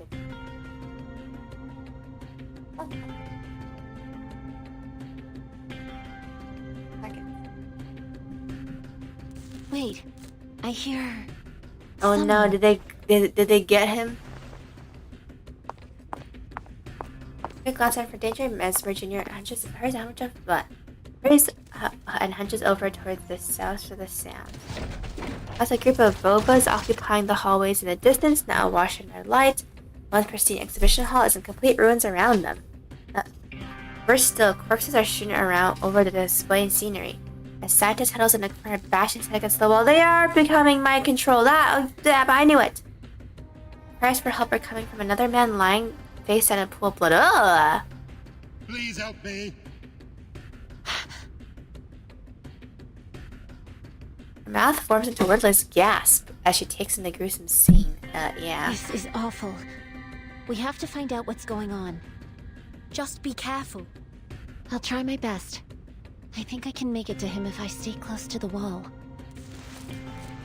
Crash slow makes her way toward the bleeding man. Please help me. Please help my. You'll be alright. Stay calm.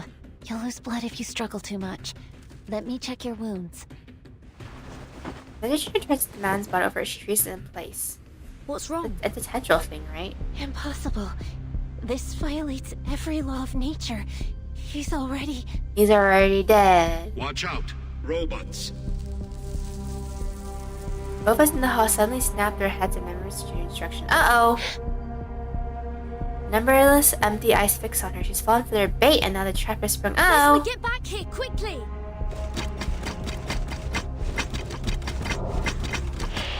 When she has a chance to get to her feet, the robots surround her on every side. Wah!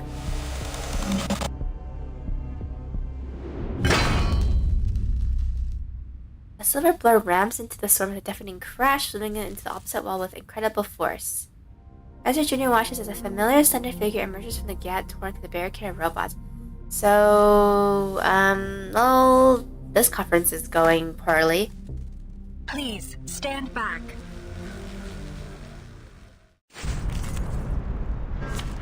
Fine. Oh, we have an assist. Can't just carry the position, man. Practice validates theory. Now we're using the free version of this character, LMAO. Even though I already upgraded them. And then round alley 1 gives 10 fun. Overclock with magnetic field deployed. Next, look at Joy. The dead embrace you. Another unsolvable clue. In memory of the dead. Get him! Repolymerizing. Interacting with polymer. Bomb, see? Dead. Too powerful. There is no end to this. Magnetic field deployed. Deployed. Alright, time to crack some code. Computation check. Sacrifice holds meaning only in its morning. Life is delicate. Just got we just found an extra dupe of this character, Charon. That works though, that's awesome. According to my calculations. Vergossenes Blut für nichts. I just realized Enigma is the only human here. No written report needed. Using this too, everyone else is like some form of something. Everywhere. Thank you. Left. Oh. It's gonna caught my throat.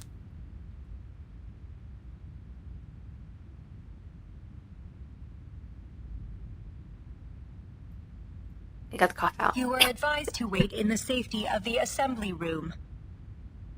I guess the robots made me cough because they're controlling me too. No kidding. We aren't really the sort of people to wait around in an emergency.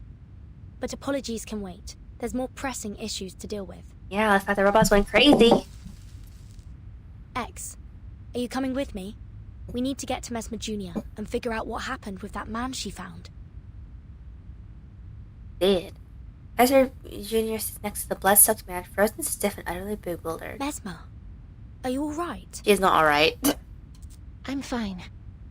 But this is tremendously unnerving. Oh, we can see the full picture.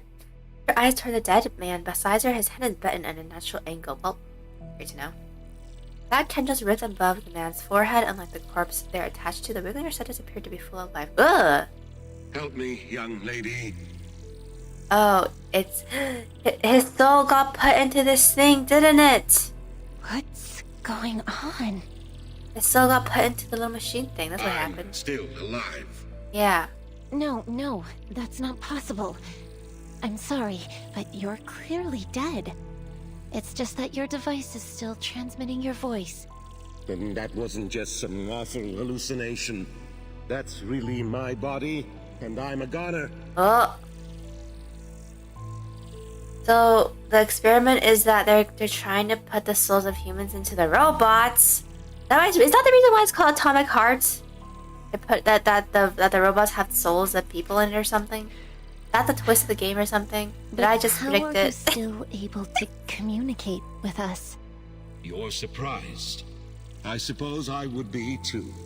But the science is clear to me, at least now. It's fitting that my corpse can serve as a new teaching exhibit for the hall. You know how to say like that's creepy. If I am truly dead, then what is speaking to you is only the polymer still active in my body. The thought device must be serving as a communicator of sorts. The polymer must have absorbed some of my neurochemical signals and brain function, forming an imprint of my mind. That's how it can answer you. Can you tell us what happened here? People started to act strangely, like they were losing their minds. And then the robots turned on us. They were killing people. My colleagues and I ran for safety. I remember some of them got away. Oh, the robots attacking because they don't recognize them as human anymore? Is that what's happening? You're saying there are survivors? All gonna die, apparently so. Many. I regret. So close to launching Collective 2.0. Now I'll never... Be a human again. Device voice fades, the black tendrils muster a few twitches before falling limp. Oh. Dead. We didn't even ask for his name. Honestly, this left approaches from where she was standing guard. She gently bends and closes the man's eyes. He was dead before you even got there. It wasn't really him, just an echo of his brainwaves. This jacket looks like a massive wriggling cocoon behind him, eh? I don't understand. Even tied up, this scientist still seems to be trying to ram his head into the wall. Do we have any idea what's going on? Nope. Why did you come back? I'll turns to face him. The situation in the exhibition hall remains out of control. However, I received a notification that the security door had been opened. I had to ascertain... Oops, that's good, that's right.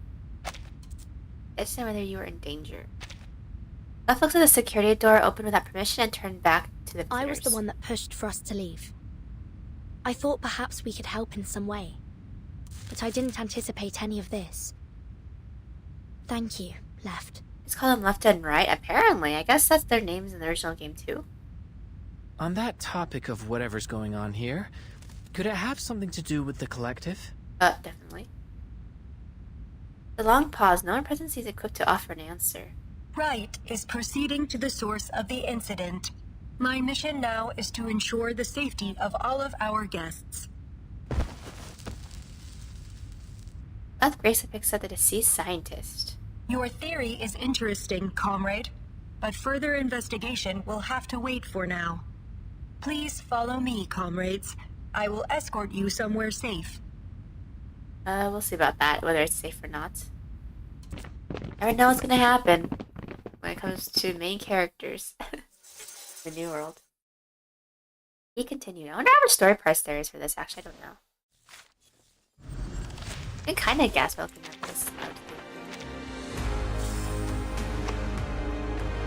P12. Okay, so that long. That's already almost halfway. A low soldier with a penchant for foul language and deep fried critters.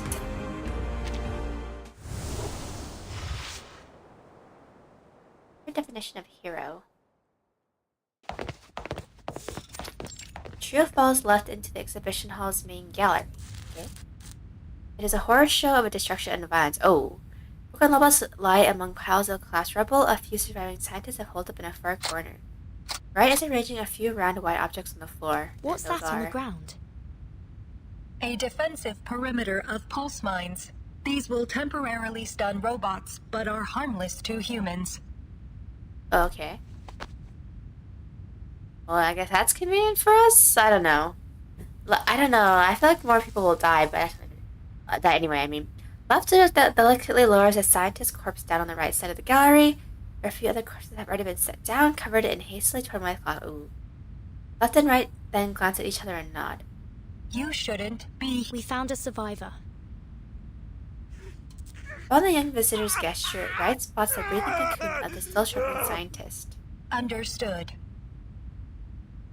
Wright approaches and brings him over to the other survivors. Meanwhile, Left approaches a nearby control turret. Attempting to reassert admin privileges over exhibition hall controls. Attempt 16. Failure. 16. Please do not panic, comrades. Help will arrive shortly. Well, they're trying not to, but A I'll finish for special them. operations agent will take responsibility over evacuating you safely. The malfunctioning robots may resume their assault at any time. Please stay behind the defensive perimeter. Sounds good to me. Is that another haywire robot? Oh. Uh-oh. Let's unite and float into the No air. hostiles detected. Hostiles? The sound's getting closer. Get ready to fight. Frisky critters. I should just blow this entire door to bits. Okay. This. Has his own CG. Is he like a main character, or is he the playable character maybe? I don't know. The explosion sends smoke and dust flying in all directions. The young visitors fan their hands in front of him trying to get a clear view. He has a gun. The main character of the game or something? Because he has no CG, so that just has to be I heard. Don't tell me some kind of critter caused this. Out of my way! Probably not the free character then if he's the main character. Or at least a main character. The figures in the smoke kicks in metallic. After the blast settles, the exhibition hall is filled with the sound of adults skidding across the floor. Good as a lock like that, Charles. Just to keep idiots out? A tall, broad man toting a gun emerges from the building's smoke. Who is this? It doesn't appear to be a robot anyways. And I don't think he's gone mad like that scientist. Are you certain of that? It looks like he's arguing with his glove. Don't be so testy, Major. As long as I'm here, those locks won't be any trouble for you. They wouldn't be able to stop me even without you. I don't Who's deny Charles? that. But I could have contacted the twins and asked them to open the door The instead. hand glove central thing, is that what Charles is? Why didn't you tell me that before I blew it up? I didn't want to interrupt your fun. Exit the alert stay and slowly descend What from the air. happened? And what the hell are these kids doing here? He just wanted to look into a new world. The man looks over the three of them as he passes. Then he walks over to the twins, brushes some debris off his shoulder, and passes Charles. Codename P3. Codenamed P3. And his trusty companion, Charles. Charles. Oh, that's how I pronounce it. Ignore me. So he has a tendril thing. We were informed about an incident at the Polymer Exhibition Hall. Our orders are to bring a swift end to this situation and limit any scandal that might hamper the launch of Collective 2.0. Oh. In other words, Dr. Sechenov sent us to assist you. Now we just need to find out who did this.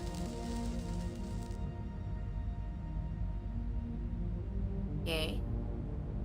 Understood. Dr. Sechenov has confirmed that this was a targeted Does attack Sechenov- on the collective I don't think 2.0 Sechenov is a good launch. person, judging by how the thing works. I don't know.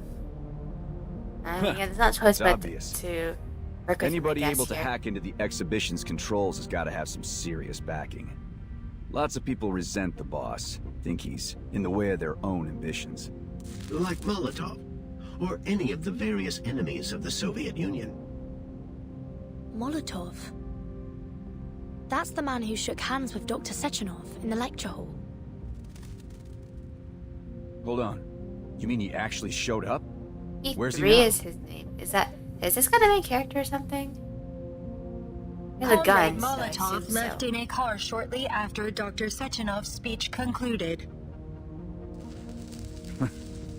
He sure made a quick exit. Sure did. All right. Thanks for the report, ladies. You can stand down. I'll take care of things from here.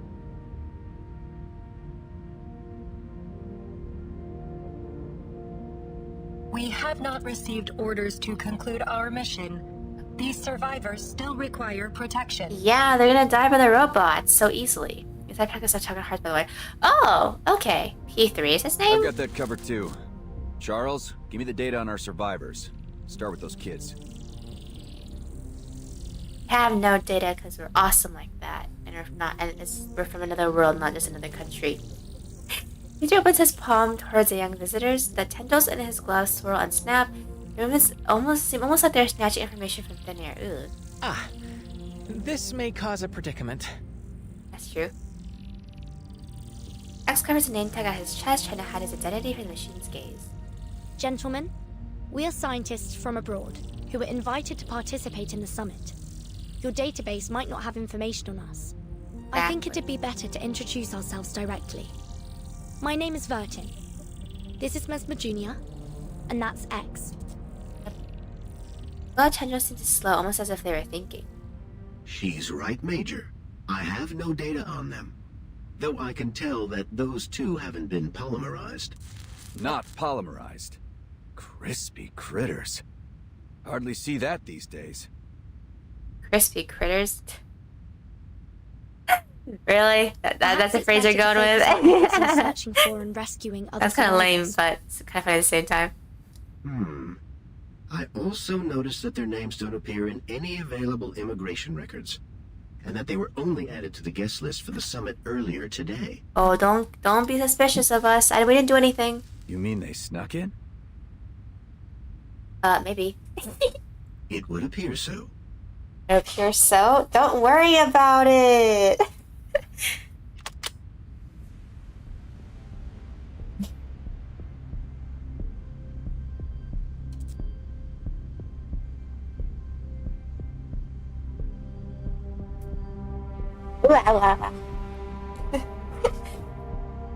Just go get something. A3 lifts his gun to his shoulder, looking on the tree with suspicion. Major, So we've got potential spies at the site of a complete disaster. No. Teenage spies. What do they stoop to next? We're not sound suspicious. Don't worry. it's not like that, Major. Oh, you're Please, spies allow for me what to though? explain. Like what? Like what organization would use teenage spies? I don't know anything about this world, so tell me, what organization would use these spies? Huh? Where should I send them, Charles? Uh-oh. That's complicated. Perhaps the Juvenile Justice Committee, or a counterintelligence agency. Uh-oh. You don't know how to send me anywhere. Any ideas, X? The signal here isn't great. Maybe your glove should check again? That isn't funny. We should run. Oh. Concurred. We're actually gonna run? How can you outrun a military guy? They make a break for it. P3 immediately gives chase, only to stop with an annoyed realization. God, can't get any info if they're dead. Hey, twins! Help me catch them. Alive. We'll each take one. Got it? Uh-oh. Uh-oh. Understood. Uh-oh! Well, let's fly after the young visitors left, quickly catches up to Mesmer Jr. and reaches for her arm. Extra's on his hand raised like he's about to throw something.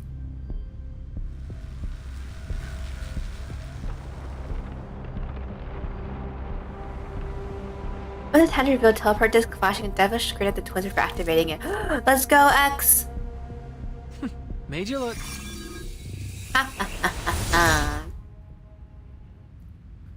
As the words leave his lips, a blinding light envelops the trio. Just as quickly as it appears, the light vanishes, taking the three visitors along with it. We escaped. Was that magic? Yep.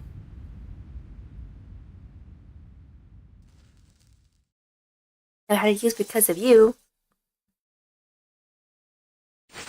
I don't like him already. Why? Because he's against us.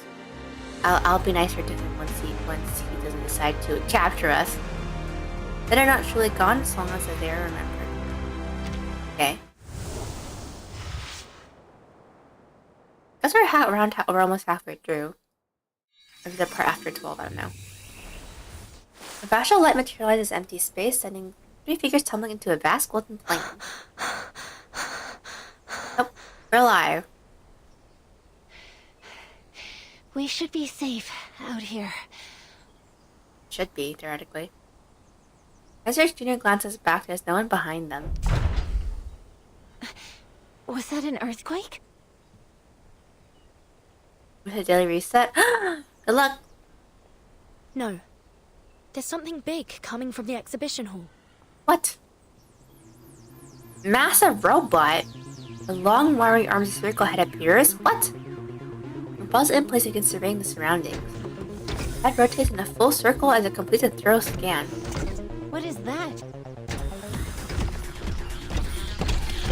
Master Robot seems to lock onto them from afar as batting towards an external speed. Oh! Looks like things are about to get even more dangerous. Yep. But hey, good news. There's a building over there. I was pointed to a distance where an old apartment building juts out from the golden fields. Let's take shelter there.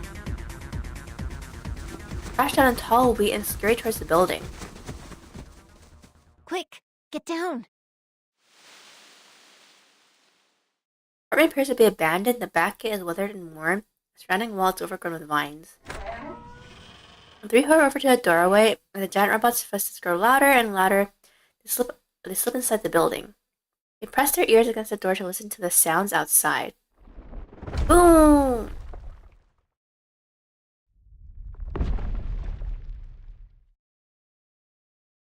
Sounds beyond the door fade. Giant robots seem to have passed by them, but the three of them are still holding stiff, barely breathing. I think it's gone. For now. Yep, for now. Tension finally eases, the three slump to the ground, leaning against the door. Isn't sending such a supersized robot after us a little extreme? Yeah. Next, release his hand and start looking around their hiding place.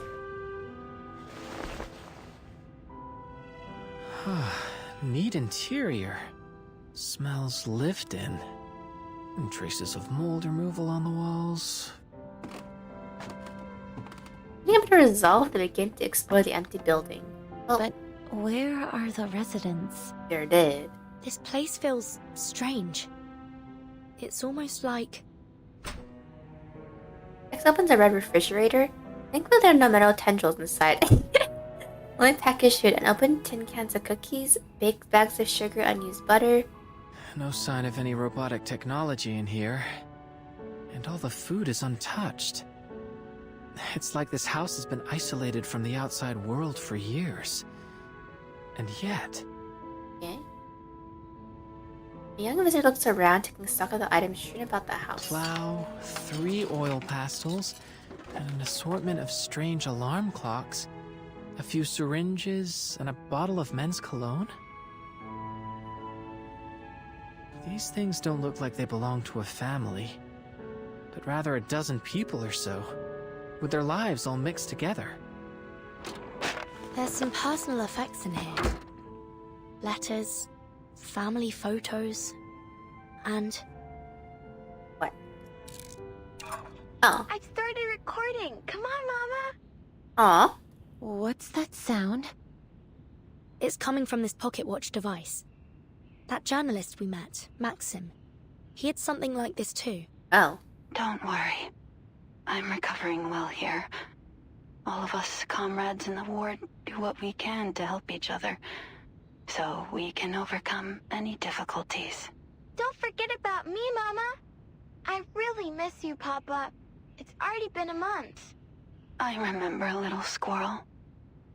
The next time you visit, remember to bring that doll with you. The one with the pretty floral dress on the balcony. Okay. Pocket watch falls silent. Were they the owners of this apartment? Where did they go? Aren't they dead? Not a clue. There's all sorts of things on the balcony, but the doll isn't here. Oh. Oh! Behind them, they hear the sound of a gun being cocked. Because about to turn when a shot stops him in his tracks. Don't move. Put your hands up first, then turn around slowly. Oh, who is this? Whoa, Grandma with a gun! They raise their arms and turn to face the person behind them. Tense old woman is brandishing a shotgun. Please, don't shoot, ma'am. We just... Dang! Grandma's packing some heat. Call me Tamra. Let's rest for 5 seconds. I know, right? I mean, we did technically rest for 5 seconds before a gun was pointed at us, so, I mean... Foreign kids. A rare sight. The last time I saw misbehaving kids was before the plague. It's a shame so many lives were cut short. What'd you do to anger a Beliash like that? Steal its H-beams? Don't worry about it.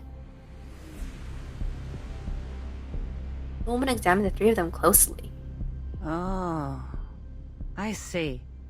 You're those unknown variables Xena was talking about. You're not gonna shoot us? All right, tell me what happened.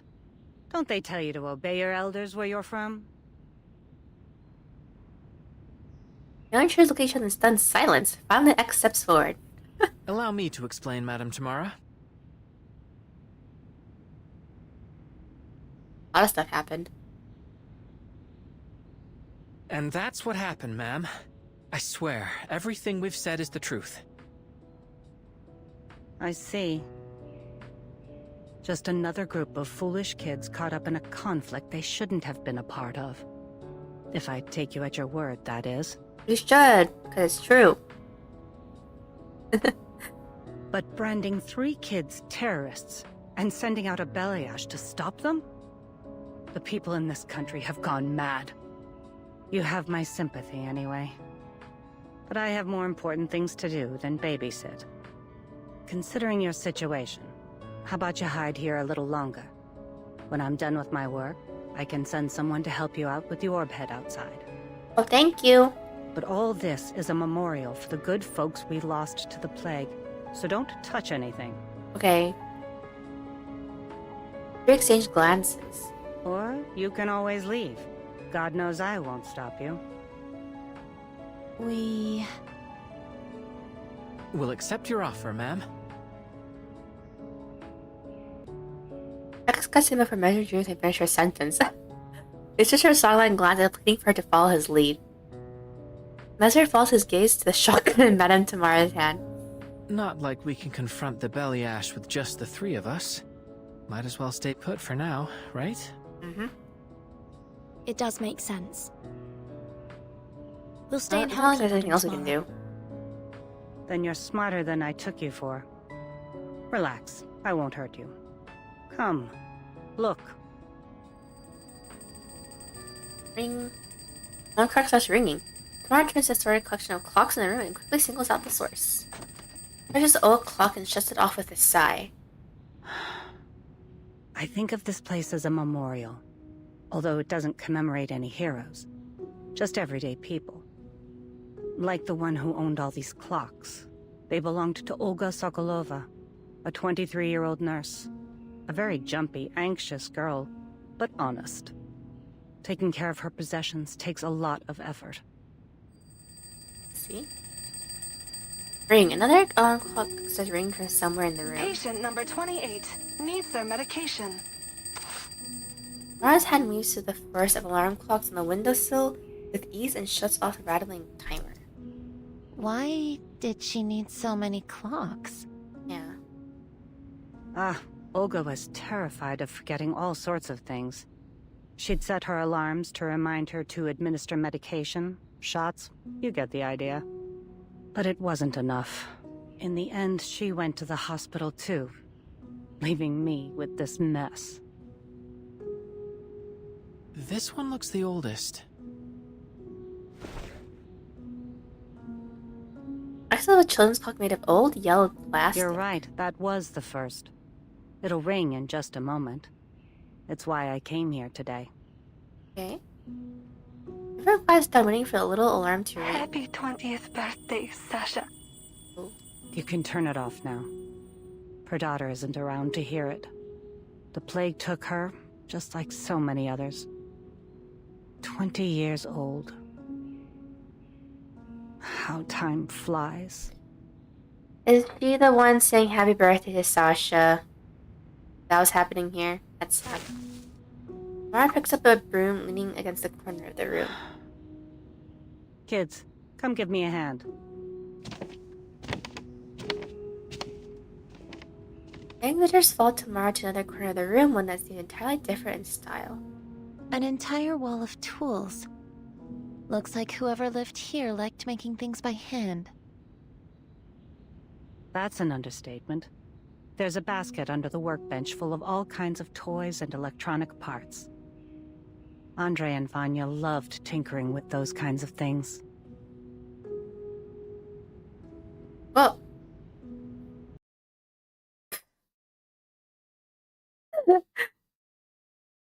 Suddenly, game update. What happened? Why did it do that? LMAO, I know!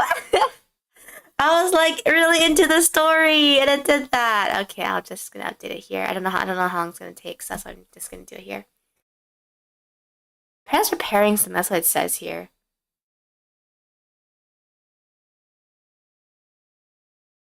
Oh then.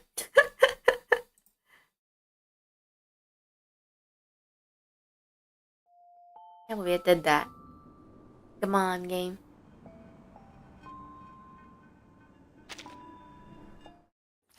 You're back. That's so funny. I'm so into it too. Oh, we should put the collab characters here. Just to notice. Yeah, what happened? We noticed the storm has required a ruckus recently, so we performed fixes and adjustments are required. Fix some text errors. That was what it was for? Scared me. I thought it would have extended maintenance or something.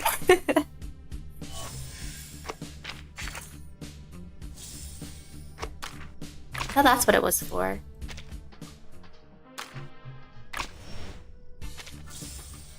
I have noticed that there are no doorbells. Are you trying to take off? Let's put the twins here. Oh no. Are they? They're twins.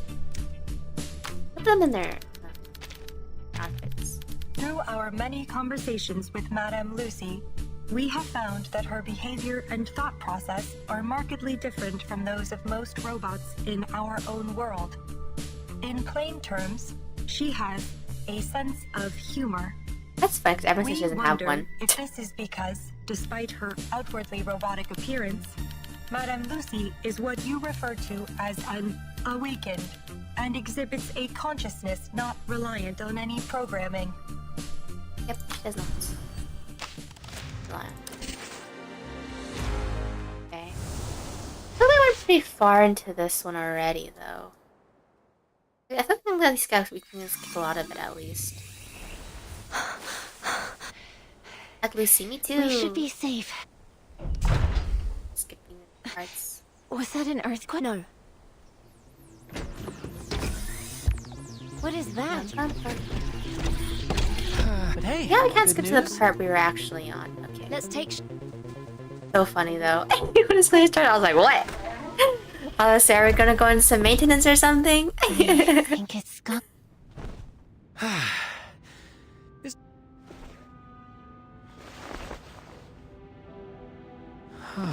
Neat. But this place feels... No sign of any rope. So. A plow. These I things haven't don't done the look story like... so far. It's pretty simple because it's pretty much introducing us to the world, but I like it. Were I don't know if I like it more than the Assassin's Creed one so far. But that one had like 2 stories in one though, so I thought it's a bit fair to compare it to this one though. All right. Tell me what... Allow me to explain, Madam Tamara. Because you had the original Assassin's Creed with Ezio Saga, and that's what happened, ma'am. Had the Odyssey. Just part, another so. group of foolish. But Brand, you have my considering. But all this is a memorial. Or you can always leave. We'll accept your offer, ma'am. Not like we can confront... It does make sense. We'll stay in... Then you're smarter than I took you. Smarter than I took you. They belonged to Olga Sokolov. Patient number...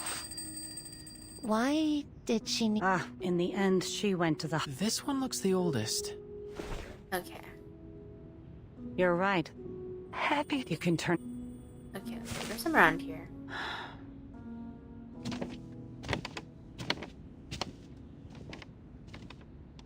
An entire wall of tools.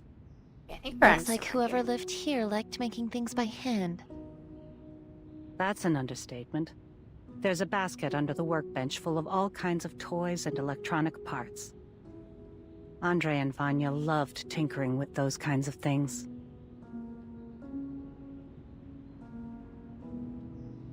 Okay.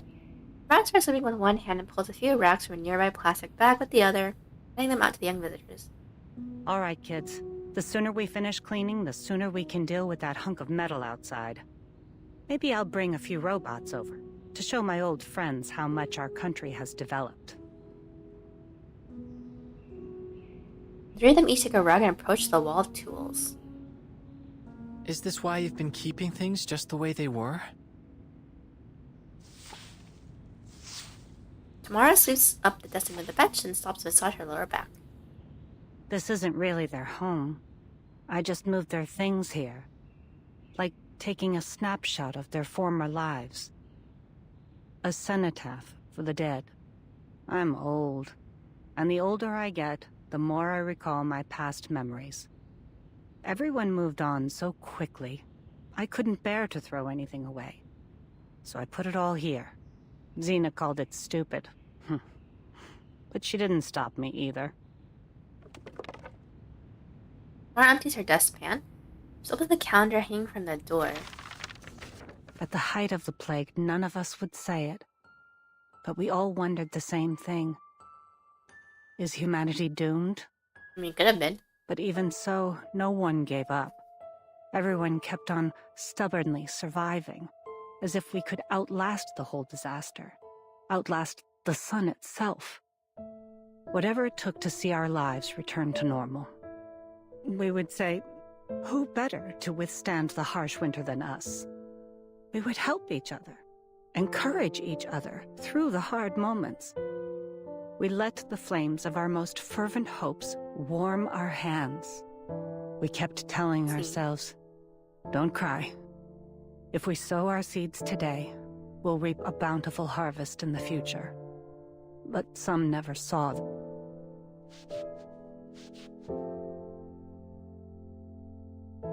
After she lowers her head, she keeps on wiping the same spot on the glass cabinet door. Her is sparkling clean. My condolences. To be honest, after so many years have passed, even the grief has faded. But once in a while, I find myself thinking that the happiness we have today is something they'll never see. I walks over to the workbench and picks up a picture. Oh no. Did both of them die? I'm holding a boy who's holding... Oh, isn't that Maxim? He has some looking scar on his head. If Andre and little Vanya were still alive, They would have been overjoyed to see a world covered in metal machines. And Vanya's mother, Rosalia, I think it's she him. would have been happy too. Let's make sure to look over tomorrow in size. Breath box at the glass message should be most honest for swiping from somewhere else. Why does the picture frame back down? Strange. What is it? Yeah, isn't that guy from the beginning? I was thinking. We saw this person at the summit. Yeah.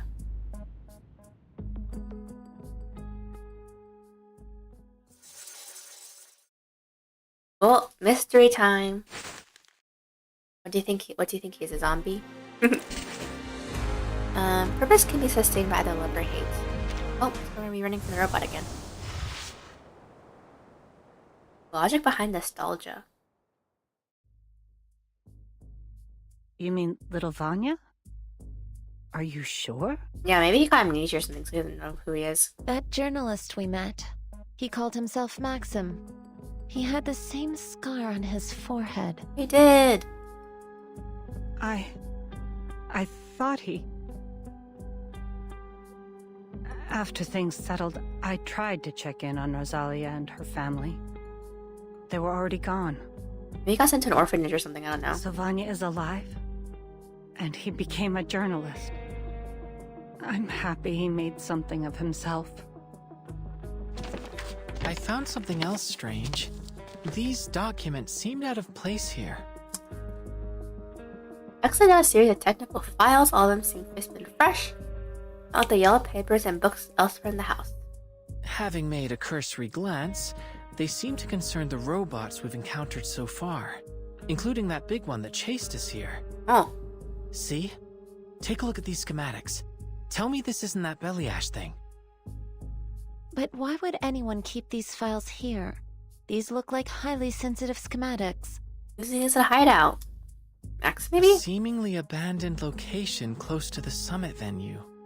It makes sense, wouldn't you say, Tamara? Next passes the page with the belly schematics over to Tamara. Old woman threw a moment ago, now finds herself looking at the files, her brows furrowed. As soon her confused face turned shocked. Wait. I recognize this handwriting. No one writes a ya like this, except little Vanya. So he's planning to destroy the robots or take them over or something? Now he's the one that went crazy? Her boss saw the revelation. The old woman shakes with emotion, wanting Mesmer to reach out to comfort her. Tamara starts again with her new confidence. We should discuss this with a friend of mine. She'll be able to help us understand what is going on here. A friend? I contacted her as soon as I heard you come in. But don't worry. I'm certain she'll be able to answer all your problems. The young visitor's attention is soon drawn to the window by a deafening roar of engines. What is that? It looks like a flying house. Flying house? Tamara, clear the way! When Hut begins a slow descent into the courtyard, right when it reaches the ground, someone hops off and slams her way through a window and into the building. Whoa! What? Hot dust rises in from blowing from the outside. The trio cough under control by figure steps out of the haze. So the quantum computer was right. Look what I found. Pint-sized scientists from a faraway land. Bird with the roof for a head? Or body? I'm glad you didn't kick them out, old friend. Well, why would you? They do look like good kids. I wonder, are they all characters from the game too? Are these original characters from the collab? They find their tutor is an old woman, and they just stare at each other in silence. The name's Xena, but call me Granny Xena. That's all you need to know for now. Okay.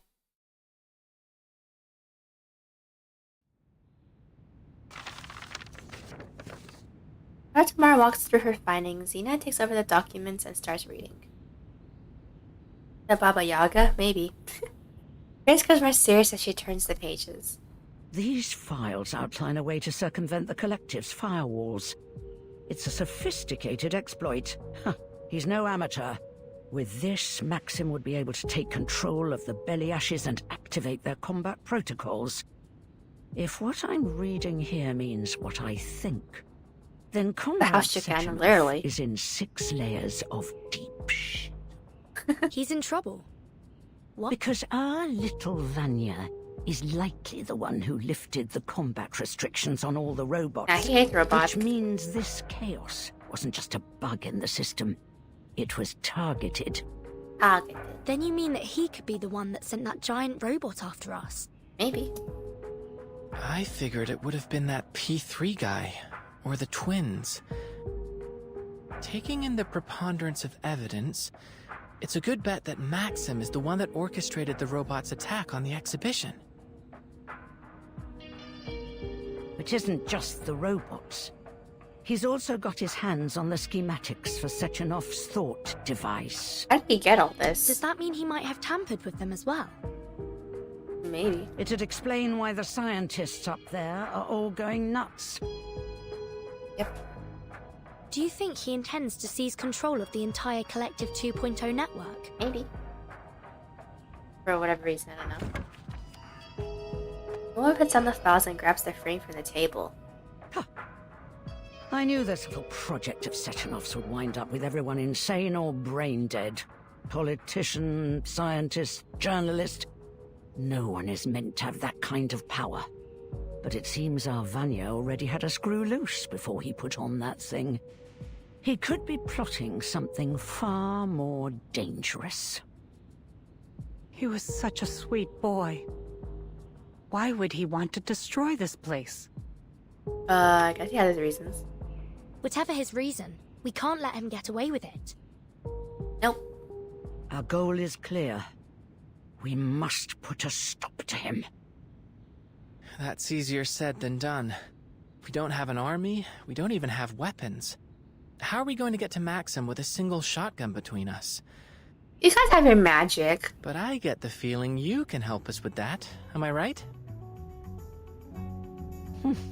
You're a smart kid. But X what I've has got probably still won't do much a against an combat-ish army of power. robots. Measure Jr.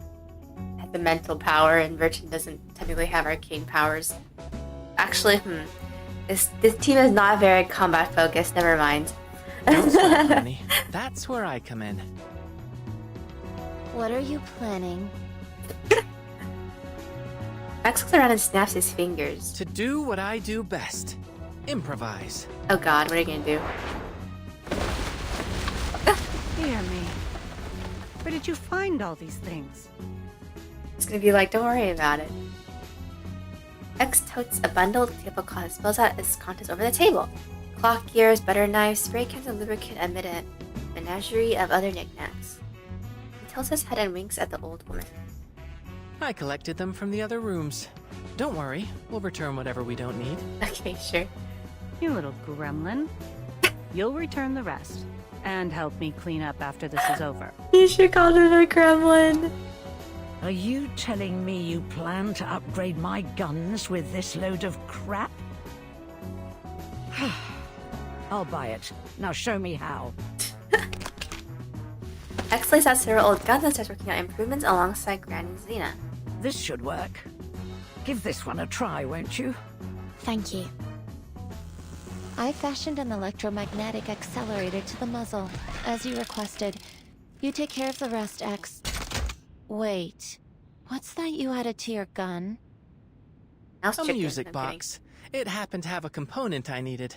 And, as a byproduct, we'll get to enjoy music while we fight. Sounds good to me. X looks at the music box and allows it to play as sweet melodies gives this child. Why did you pick that song of all things, boy? I mean, why not? I didn't. It was already programmed into it. Why do you ask? Oh, it's nothing really. The melody reminds me of my daughter. Is everyone geared up? Armed to the teeth and ready to take out some robotic trash. Yeah, let's go, old woman. Just please, keep the fight away from this place. Hold on. Maybe we should decide on a plan first. I didn't know our allies would be badass old ladies. In this event, I thought the twins would be our allies for the entire thing. Oh! Unit is tossed into the open space to draw the Belyash's attention. It explodes, the killing machine charges towards the old lady like a hound. Ooh! I love this visual. I love her, this woman with the bazooka grenade launcher gun. Next looks so excited.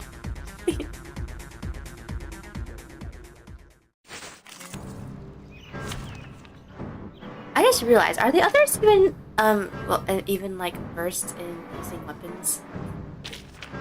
Nice. Yep. Battles can be just as guns so informative cute. as codes. You just have to know how to read them. Turn around, am I like This... You're more than just scientists. That much is obvious.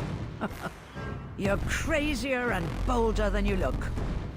There's a thin line between genius and madness. We tend to skip rope over it. That again, Miss Junior. I'll take that as a compliment of our mental alacrity, Granny. You kids remind me of my daughter. Enough pep talk. Let's take this hunk of bolts down. What are these? MA9 Bellish. Oh, that's what a Bellish is. Bova lab tech. I just don't want to shut them anyway because. Doom awaits within. Magnetic field deployed. Magnetic field deployed. Computation check. Cherish life. Another unsolvable clue. Polymer release function engaged. Repolymerizing. Oh, never mind, we did.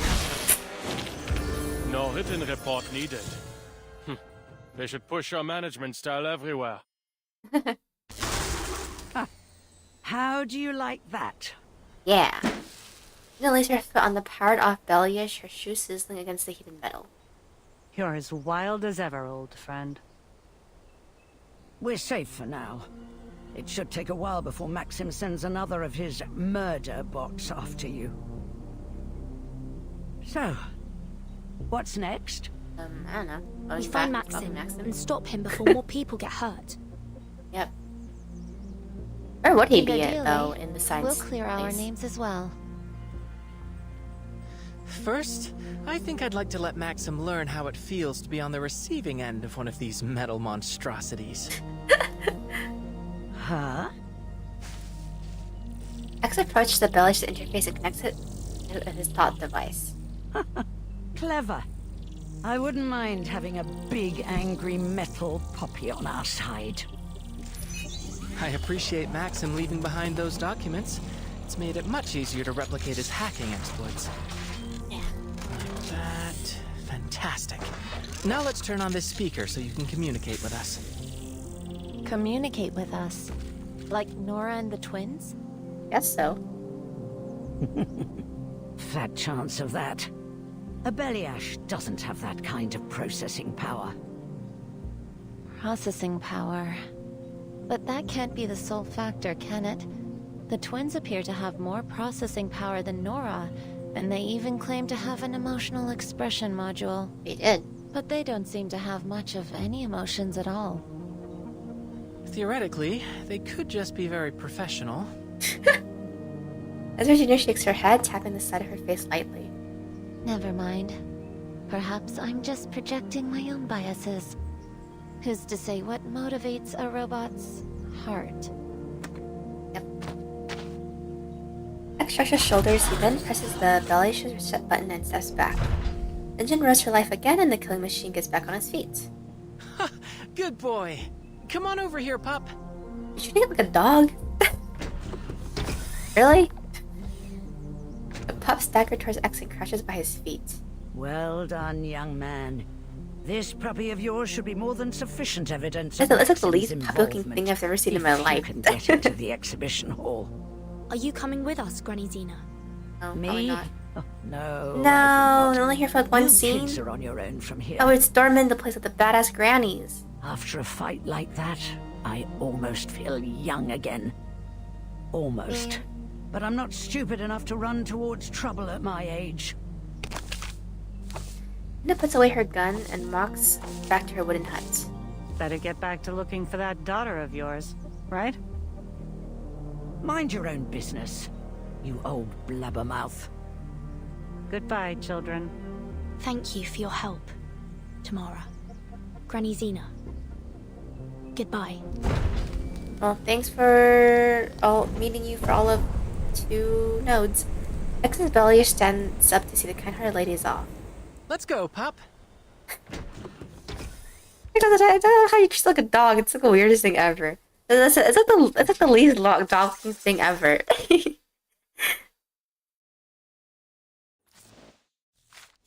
well, what was the guy's name again? P3? Is that his name in the original too?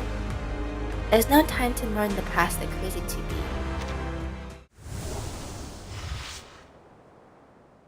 Basically, we're past halfway done with the story now. Ta-da-da! Noises and chaos fill the exhibition hall again as P3 and the twins deal with their escalating situation. It's another one of them that's gone barking mad. What the hell is going on? A little help here? Hold his legs down. Affirmative. Let me go! How many does that make so far? Based solely on our observations, this is the 7th individual to experience a serious psychiatric break. Right is the jacket. Ritters. Okay. Left. Are there any sedatives we can use on him? Think the repair vendor could synthesize some? Crispy critters. The repair vendor has experienced a serious emotional malfunction, Comrade Major. Oh, yeah.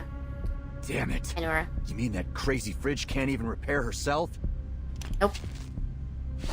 P3 jumps down from the platform. This thing actually has a real name, right? Whatever it is.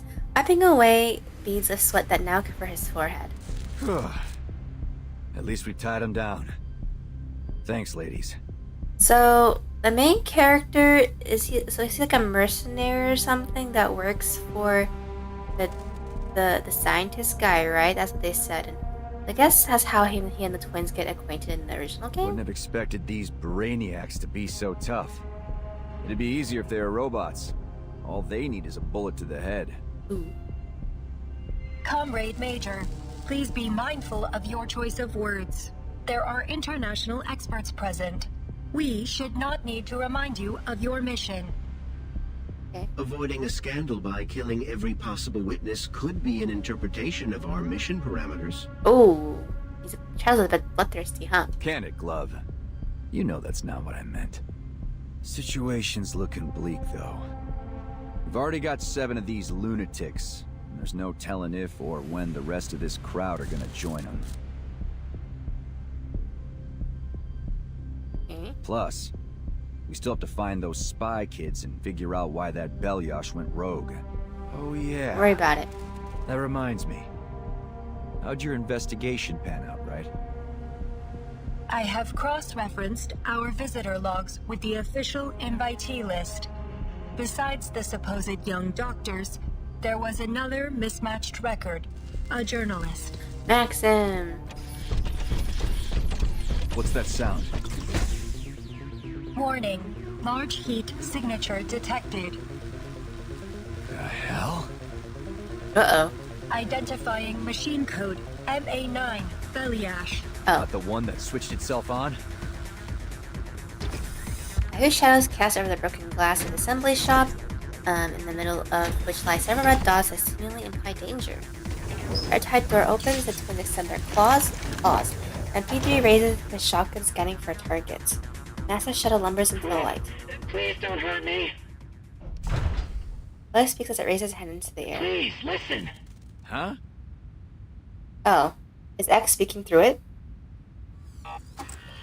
Once again, powered down, Billish lies huddled in the corner as Left approaches to inspect it. You're saying this Maxim guy is behind the attack? Yep. That's right. The files we found in the access logs from the Belyash should prove it. What do you think about that, Glove? Allow me a moment, Major. Spinning the files in the air above his tentacles, the glove scans the documents page by page. Analysis complete. There are 2 unauthorized access logs in the MA9's database. The access exploit used is materially similar to the one we found in Nora's log. But there is a newer entry, and it appears that the second hacker has left a program behind that I am unable to parse. That would be me. It's a patented and highly classified coding language. I'd advise against removing it for now. Like, oh, what is this? Maxim might regain oh, this control. is, oh, no, not me. Looky here. This seems to be a record of how our guy broke into the network. Any clue if it's the same one they used to crack the database? Maybe? E3 hands one of the files over to the left. Affirmative. It is reasonable to conclude that Maxim is responsible for the malfunctions affecting Nora, the VOV-A6, and this MA9 Balayage. So, we're like allies again, right? You're not gonna And attack me therefore, anymore? that he is also responsible for the wider attack on the exhibition hall. If our foreign friends are correct, that may only be part of his plans. According to these files, he may also have tampered with the thought devices. So what's he aiming at? He wants to destroy all robots, right? Charles turns another page in the air as he answers His the question. already demonstrated sophistication with robotics suggests he could have easily adapted the thought device. To start with, he is likely using his own device to control the facility's robots remotely. But it's only logical to conclude his aim was to bring about an international uproar, to disrupt the launch of Collective 2.0. If that's the case, could he also have something to do with what's happening to the scientists? A reasonable hypothesis, to be certain. Crispy critters, we've jabbered enough. Let's just I find think this Crispy asshole and Critters. beat the Is truth it like out of a him. substitute for another know his working set or location, something? ladies. Game? There have not been any registered turbine departures since the beginning of the attack. I don't know what We can he's saying. I infer don't think I've seen that the the game. I don't know. suspect is still somewhere within the confines of this platform. If he's still here, then he must have intended to observe things from a secure location. Is there a room in this facility where you might be able to monitor the entire exhibition center? Somewhere secure? Excluding offline locations. Analyzing security and monitoring feasibility. Conclusion: the power control room. Do we have some way to check if he's there? Affirmative. Provided the communication system linking these locations is not damaged.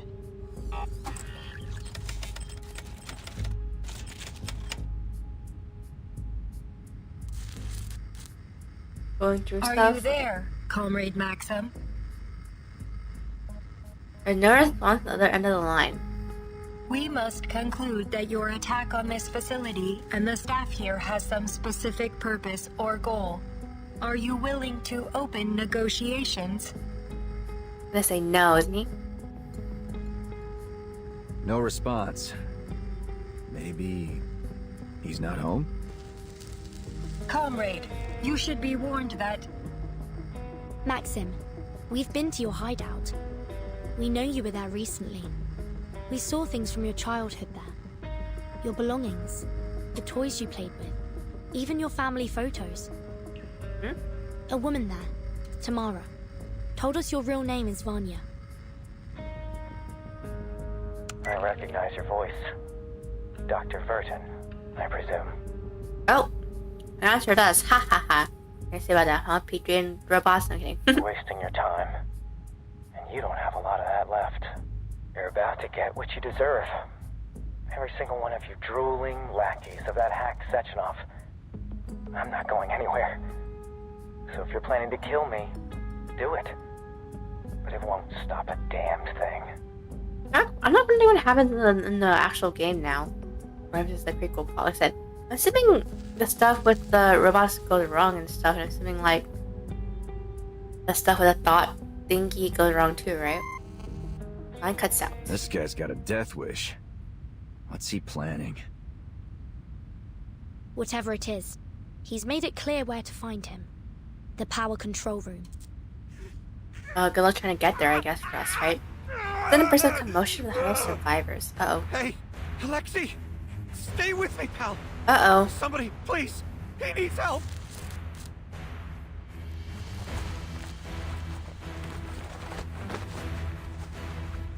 In the corner, a familiar scientist holds onto his shaking friend. I'm here. What's happening? He's I dead. don't know. He's starting to seize up like the others. Tie me up. Don't let me. Yeah. The two men lift the scientist and carry him off to the next room. Barely left side because the screens weaken. Ooh. Features a dark haunted expression. The other scientist falls behind him, sagging low at the shoulders. Crispy critters. Can't wait to get my hands on that son of a bitch. Crispy critters. Hold things down here for me, will you, ladies? I'm about to carve a warpath straight to him. Comrade Major, before he severed that connection, Maxim warned that killing him would not be sufficient to stop his plans. Perhaps further investigation is needed. And what's your big idea? Wait around until all these eggheads crack? Maybe. It remains a matter of critical importance that we determine the nature of their neurological distress. Peter stops himself at the doorway, breathing out a long, harsh breath. Ugh. Power has fallen silent, punctuated sporadically by muffled screams, echoing from the scientist tied up in the assembly shop. Hold on. I think I have a theory. Go on. Alexei put on his device a little before I did. So maybe these things are a kind of ticking time bomb. The longer you wear one, the more likely any little bump will set you off? Probably. That would explain why it isn't happening all at once.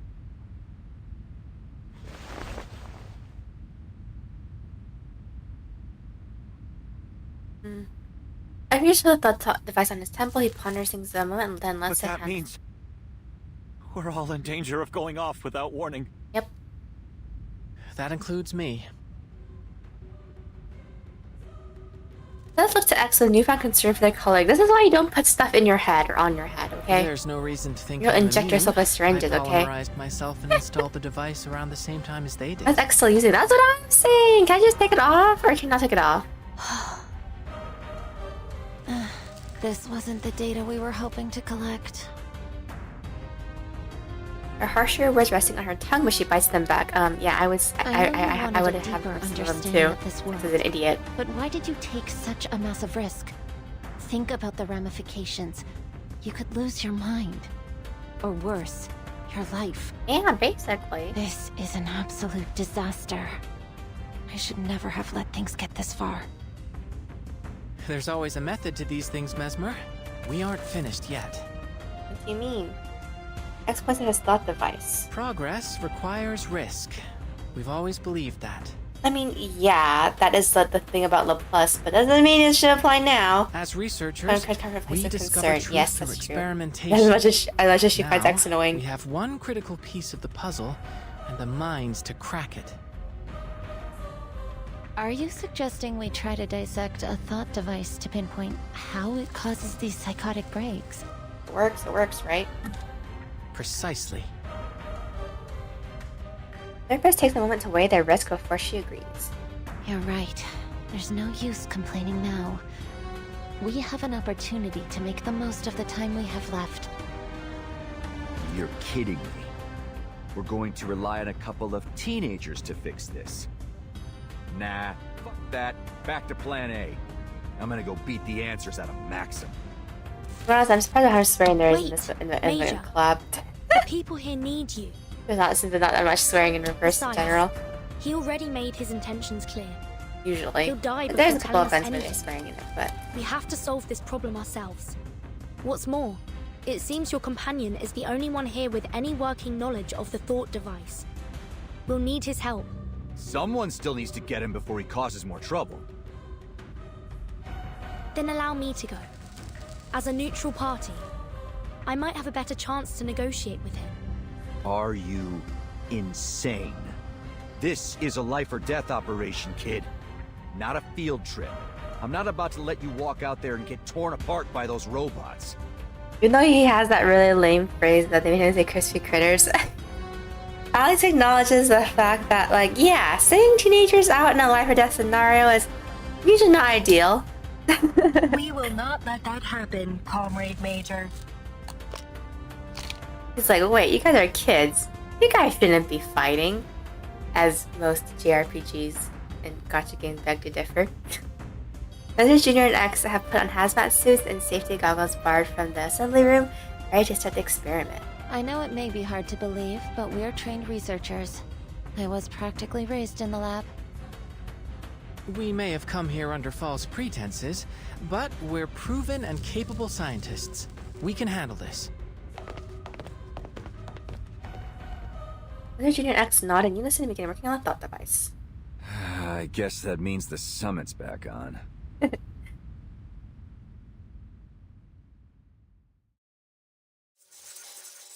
Be continued. Dreadful truth. Make it simple for me.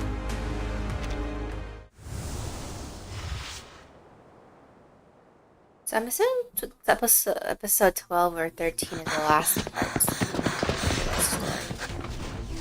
Once we're alongside a damaged corridor, followed by the visitor and the repurposed Bellyish. Until the end of the club. So I think it's only 12 or 13 episodes at this point, only because 12 is the last mission node for the event. That means that's the boss fight, so that means we only have... And usually after the boss fight, there's only 1 or 2 more episodes left, so we either have 13 or 14 episodes. And we've done 9, and this is the 9th one I need. Travel another 80 meters forward, turn left, and then reach the room at the end of the corridor. Our present speed may not be sufficient given the threat Maxim poses to the facility. Comrade, would you allow me to carry you? Being carried by a robot girl, let's go! If that's what's needed. The sleek robot bends down to scoop the visitor into her arms and then launches into a forward sprint. Nice-oo! A crash of screaming metal thunders above Structural them. failure imminent. Please brace for impact.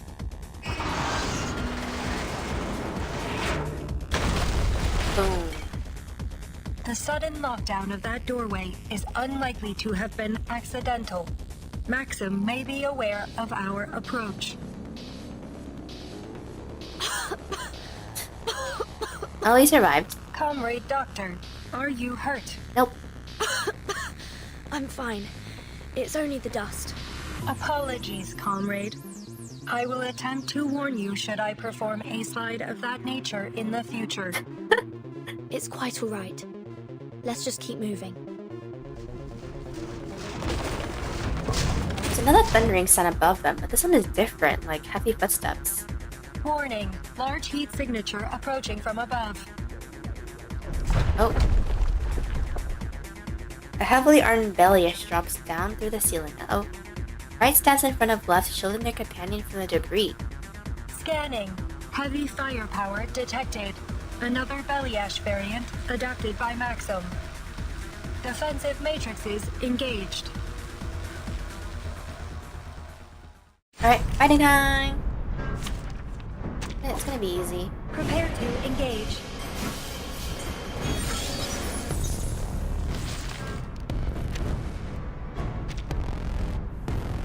Attacking their collective and not agreeing robots with high-powered weapons.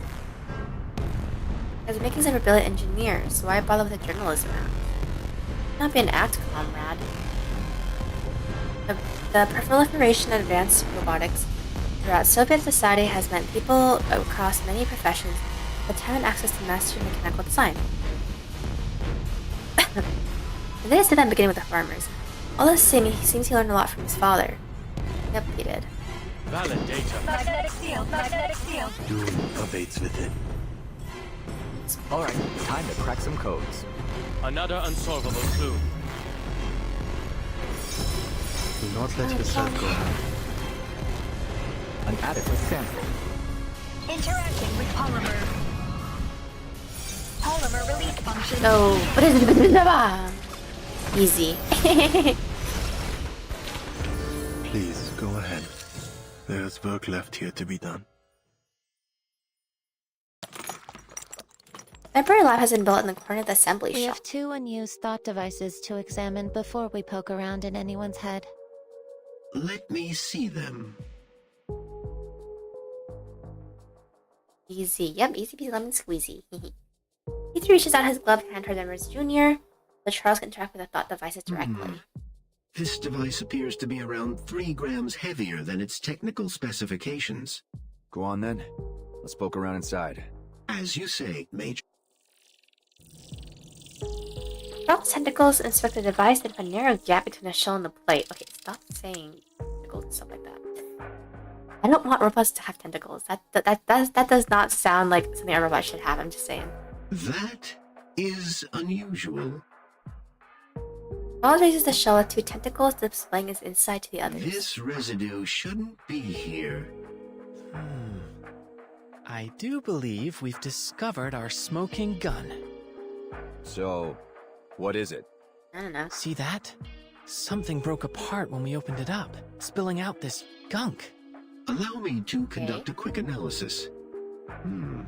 It's a synthetic compound. A dissolving capsule made of polymer-soluble material with a biogel inside. Does it do? Oh, I understand now. What is it? Understand what? Enough with the suspense. Yeah, just tell me. Simply put, I believe Maxim inserted a capsule of polymer-soluble material into these thought devices. See. Once it makes contact with the user's own polymer, the capsule begins to degrade, breaking with time or pressure, until it releases its contents directly into their bloodstream. Oh, okay. Make it simple for me, Chuck. It's a poisonous time bomb. So, when it goes off, it shoots crazy pills straight into their brains? Basically. We'll need to do further tests to determine its full effects, but it's possible that the toxin may ultimately be fatal. We don't have time for empty speculation, gentlemen.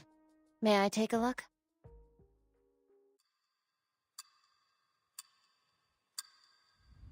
Bum, bum. The investigation continues. P3 stands tapping his foot, impatiently craning his neck away from the Persian table. Reduced from soldier to Charles' glorified lab chair. We done yet? I'm getting a cramp standing like this. Almost. Hold me higher. I can't see the screen. Yeah. What did I do to deserve this? You are a vital asset to this operation, Major. I couldn't have done this without you. Oh, gee. You gonna... Me tear up, Charles. I think I've isolated the substance. Do you recognize this molecular structure, X? Nope. No. It could be that this molecular structure is unique to the science of this world. Maybe we can preserve a sample for study back at Laplace. You do understand your life may depend on this, don't you? Is there a chemist here? We're having trouble identifying this substance. Ow. I can help. I have a doctorate in medicinal biochemistry. Well, thank you, random guy. You did seem to be an expert in intoxicants. I think he was in the beginning. Have you sobered up yet? Call me a drunk if you like, but I'm a drunk that got invited to this international summit. Oh now yeah, show you're me the drunk the guy. damn report. I thought you said you were scientists. This one was almost trivial. Even a high schooler could identify it. They're arcanists, but they're not actual scientists. Oh, but this is a tricky one. Its structure looks similar to adamantane. It's a novel kind of synthetic neurotoxin. Quite brilliant, in fact. Maxim could have gotten a patent certificate from the Discovery and Invention Committee. Focus, please. You're all in serious danger. I can make a list of compounds that may help neutralize the toxin, but there's no way to guarantee anything. In an ideal clinical environment, we would run trials to determine effective antidotes. Are there any lab animals here? Nope. If only we'd invited Medicine Pocket along. Only we did. I doubt we'll be able to find any living animals here. We'll have to test the reactivity on blood samples. Maybe we can collect it from the scientists that have died. I would advise against that. There are too many variables in testing blood from deceased subjects. We need living cellular tissue. Medicine Pocket is a character in this game, and they are crazy because they like to experiment Hold on on themselves. a minute. Isn't there an obvious fix for all of this? Major, I assure you, if there were, we would have thought of it before now. Hear me out. Why don't we just rip these things off of everyone's head before they can release the poison? That's what I was thinking. Absolutely not. Maxim accounted for that particular possibility, unfortunately. The capsule is purposefully fragile. I was about to say, it can't be that Plus, easy. It's an ingenious trap. You see, Major? It's too risky. We could end up hastening their descent into madness rather than saving them. Mind game, you're gonna make this easy for us. Simply put, we do more harm than good. Okay, got it. Just figured I'd make sure we weren't. But now what? Do we just hope no one dies between now and whenever we can round up some guinea pigs? Round up some guinea pigs. Actually, Major, Guinea pigs are so you cute. might just have inspired little me. squeaks. In absentia of any cavia porcellus, we do have the next best thing. News. Either should just set in front an X already guessing on this plan. You're crazy. We extract a reduced dosage of the neurotoxin and inject it into me. What are you becoming Medicine Pocket? How much has it influenced you? Systematically until one works. You already sound insane. Everyone from the plastic insane except for like a couple of them. To be honest. Will be continued. Ba-da-ba-bam. Yes, I don't think we have much left, really.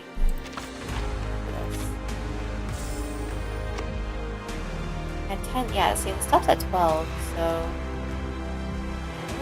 We should only have, like, 3 to 4 more parts left? Maybe 5 if it's up to 13. Symptoms. Gutsy move. But are you sure about this kid? Oh, he doesn't care. Besides, Don't worry about him. How do we know your device hasn't already triggered? If we inject more of that stuff into you, even an antidote might not be enough.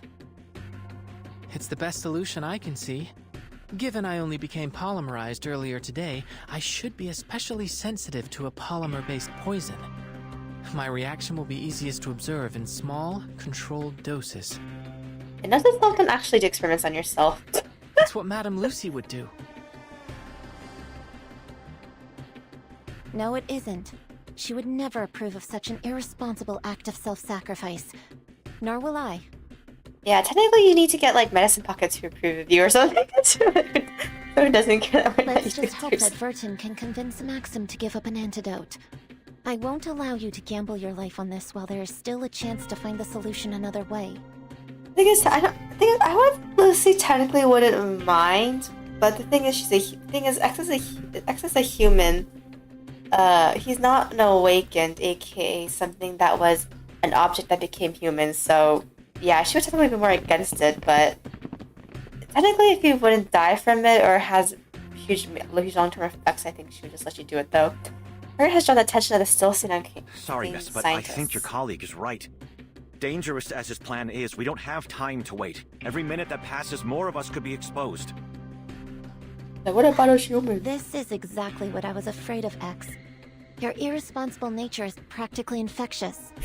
You just had to drag this whole world down with that special brand of arcanist madness. Hold on, Mesmer.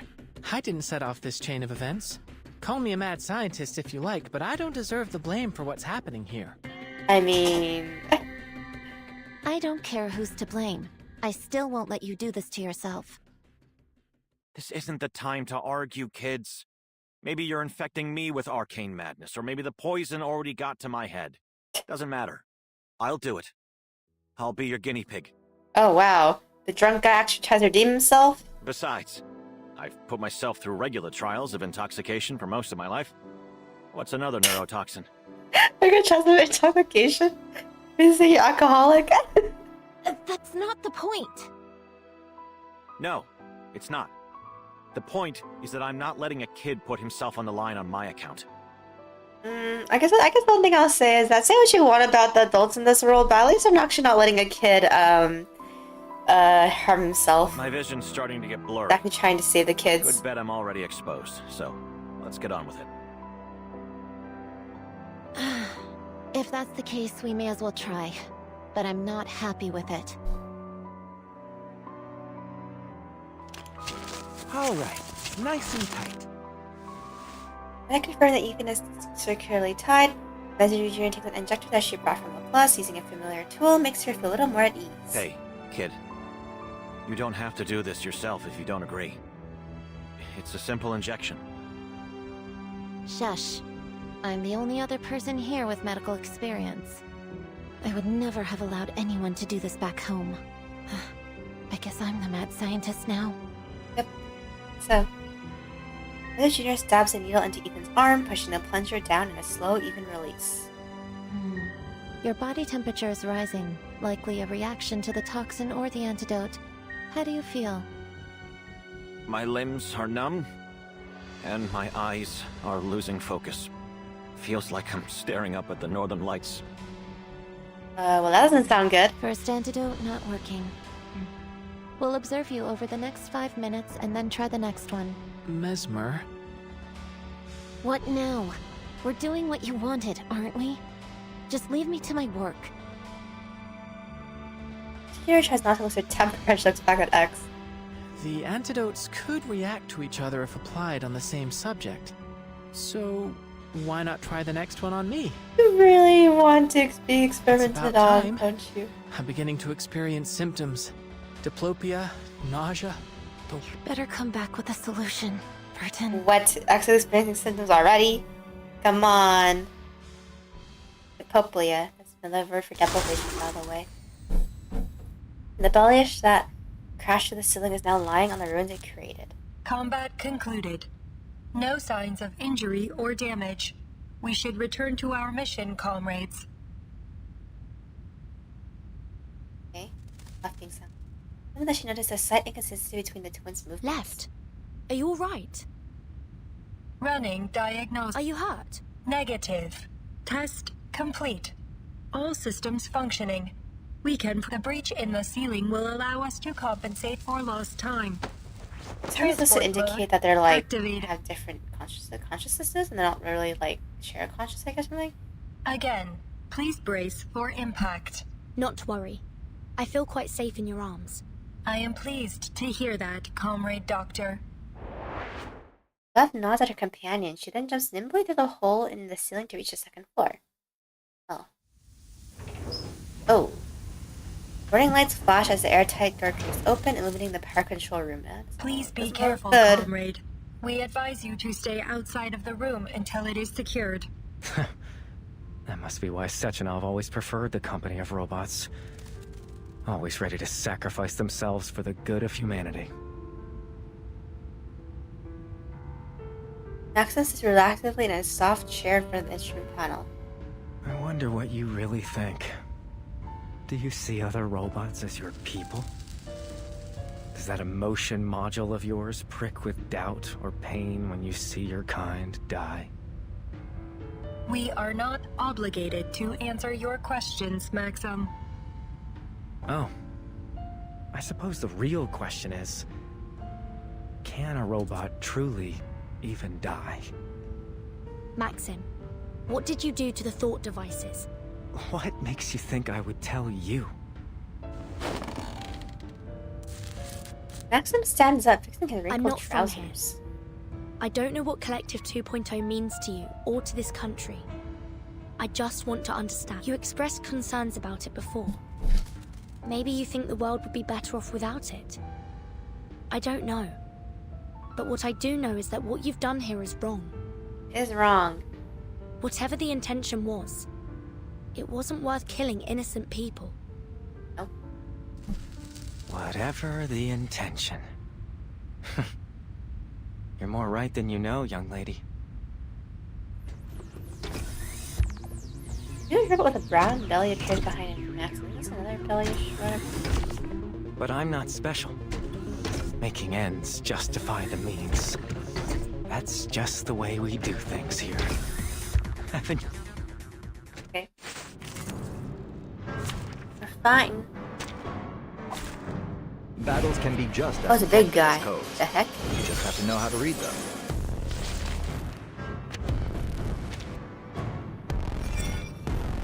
Natasha, NA2256. Magnetic field overclock restrictions. Doom abates with valid data. I'll handle the tech support. In memory of Zen. Kill him! Secure channel created. Encryption complete. Repolymerizing. Interacting with polymer. Easy. Another perfect combination of reason and passion. As torn apart, his components scattering all over the floor. Sparks pop from his torn wiring, lighting Maxim's dispirited face. Target down. Area secured. Please, Maxim, tell us. Is there an antidote, or at least some way to prevent exposure? Is that your best effort? The Argentum unit would have at least brought truth serum. If you were trying to stop Collective 2.0 from launching, you already succeeded. There's no way they'll release it on schedule after everything that happened here. Do more people really need to die just to make this a bigger scandal? He's probably gonna say yes. Maxim places one hand on his temple, pondering, then lets it fall to his side. Sechenov deserves every punishment coming to him. But you're right. I never wanted people to suffer in vain. Thing is the doctor evil or something? That's what I'm thinking with the There thought is an experiment antidote. stuff, but Abnormal heart rhythm detected. Comrade Doctor, be careful. He may be engaging in deception. It's all right. Please, Maxim, just share it with us. It's a simple antidote. Though, I'm afraid I'll be taking the first dose. oh. He draws a pistol out of his pocket. Oh my goodness!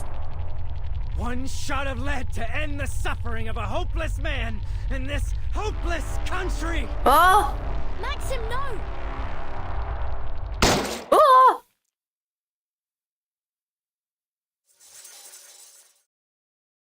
I didn't expect that to happen.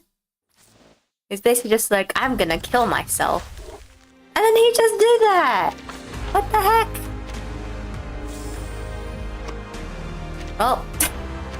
Well then. Oh, we can almost get this. Artifact. Pressure features. There's strength in numbers, especially when you have a lot of windows to break. And then he did. He is the man of his word. He did show them what the antidote was. I mean, I guess you could call that an antidote. One by one, the other scientists volunteer themselves, become wordlessly and resigned to do or die for the good of all the others. The only sound in the room is the dull moaning of the insane. Aww. Hello. Hello! Ezra Jr. crosses another item off her list. There's been no sign of improvement from any attempt yet. Ooh. Atropine, benactazine, pralidoxime. We've almost tried everything. Oh, they're actually using medications. Maybe obidoxime? We'd have to be extremely careful with the dose. It worked! We found it! They did? Jr. bolts upright exclamation. She balances optimism and pessimism as she follows his voice to its source. The sixth antidote worked! Subject 6 has regained consciousness! Oh, crispy If critters, atomic heart, finally. nope, not at all. This time I didn't even know atomic hearts existed until the collab got announced, to be honest. I just saw the robot twin girls and I was like, oh, I like robot girls, and so I summoned for them.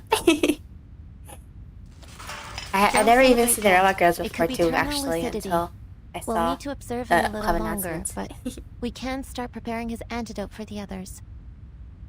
So I didn't know it's a first-person game because someone told me it was. Thing is, I get motion sickness pretty easily, so unfortunately I can't play it. So If we determine it'd be it's cool if I effective, could, though. we'll start You should treatment switch in order of sides. I just keep severity going and insane. length of seizure. Maybe I should combine Twitch and YouTube chat on screen. on the stream screen. Can I do that? Is there something that I can do that with? Though I'm probably gonna have to figure out how to do that though, because I'm not gonna go with tech. But Mesmer Jr.'s commands are carried out immediately. Soon the first group of patients regain consciousness. Phew. That's an immediate amelioration of symptoms. I think we've found our winner. Nice. It's strange. I see. I can almost feel the polymer reacting inside me. Lucidity is something terrifying, I know. It's possible that you're more sensitive to the treatment, just like you predicted. I think you may have saved my life, Mesmer. Yeah, she did. So you should be a little bit less don't ever make me annoying have to her do this for you again. for a little bit. No more random injections. Got it? I don't think you can promise that. That's asking a lot for a Laplace researcher, don't you think? Exactly. Or she can't just do that through Stream Manager. I know. I wish it was that easy. This isn't Laplace. You really can be insufferable sometimes. What happened to the power? Is anyone using a respirator? Get them on a backup immediately. It's not the power. Everything's still running. Self-destruct sequence activated. Countdown. 15 minutes. What? Self-destruct sequence? Mesmer Jr. and Little X. Mesmer Jr. and Little X. Your parent is waiting for you at the power control room. Repeat.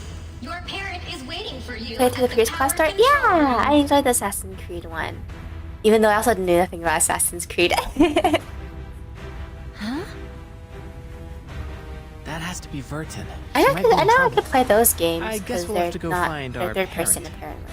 Going to tell me that. The half-assed scientist sits up and unties the ropes around his body. While his colleague rolls her eyes. We're just racing. Get over here now! Exactly. Looks like I don't need to worry about your condition. Are you sure you're ready for action? Yep. Absolutely. Just as long as you don't expect me to be as dexterous as the twins. But what about the other patients? We've got things handled here. We even got the drunk back on his feet. Just go.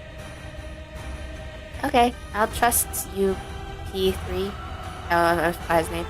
Tereshkova has sent out a broadcast. So does Peter to actually your have a colleagues. name? A large number of Maxim's robots appear to be leaving their patrol routes. Oh. Given the circumstances, any attempt at evacuation will be a significant risk. Should we proceed? Yep. We have to do whatever we can to preserve lives. Yep. Understood. I agree. I will attempt to locate suitable vehicles within the facility. Comrade Doctor, your friends will arrive in 3, 2, 1. Yeah, I suppose his name is better shortened to P3. I see. Gathering. Let's open the door, allowing two Laplace researchers to couple inside. They look singed and smell of burning metal. As the door closes, a horde of violent robots stomach against the heavy door. Oh yay! Excellent Mesmer Jr. made it. What's this about a self-destruct sequence, Vertin? Where's Maxim? On the floor. The bullet in his head. Her eyes roll a glance down to the floor. Maxim lies in a pool of scarlet blood. A hole is pierced through his temple. His hand is still clutching the instrument of his I can't demise. stop Ooh. him. The sequence was activated as soon as he died. Yep, that's definitely what happened. It appears that Maxim programmed a tripwire into the facility's self-destruct protocols. The only way to abort the procedure is to enter the administrator password, which has been altered. Speculation. And only Maxim knows the password.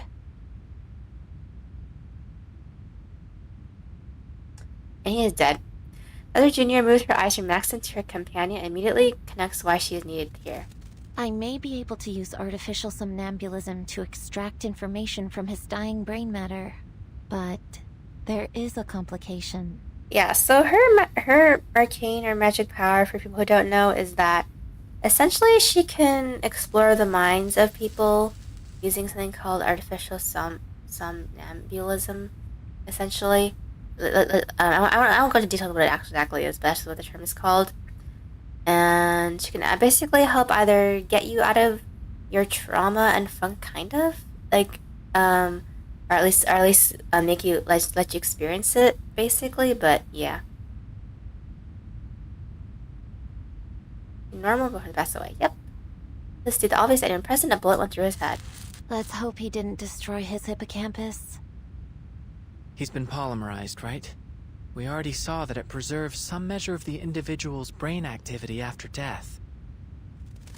Yep. But we can't possibly predict how artificial somnambulism would interact with a technology like that.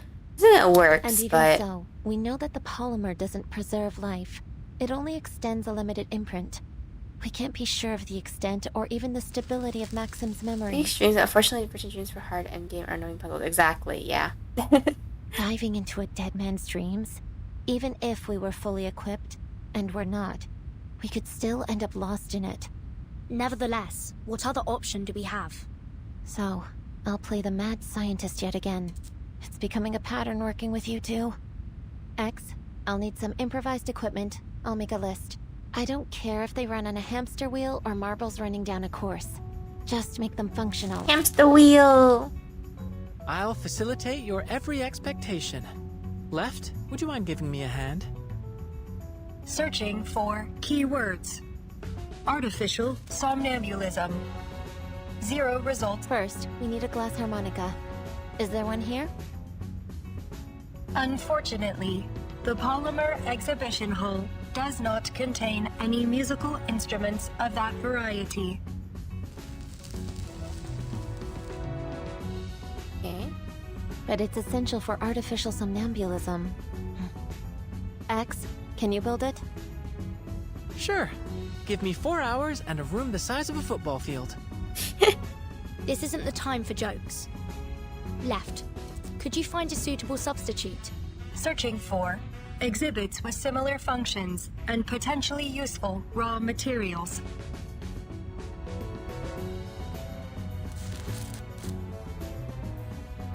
I was waiting for the most dramatic moment. The repair vendor in the corner reactivates, bathing the room in a red scanner light. Sounds like you could use a little assistance. Yeah, so hurry up, chop chop. I can make you a glass harmonica. Just so long as you give me what I need. Nora, I thought you were out of commission. Right here. Yeah, how did she end up in the control room? Wasn't she in the room with technically where P3 that there's her? To get out of this place since the self-destruct sequence started. But I'm trapped here, alone and unloved. Okay. If only some handsome hero were around to carry me to safety. But since I don't want to die surrounded by a bunch of brats, how about you help a girl out and feed me?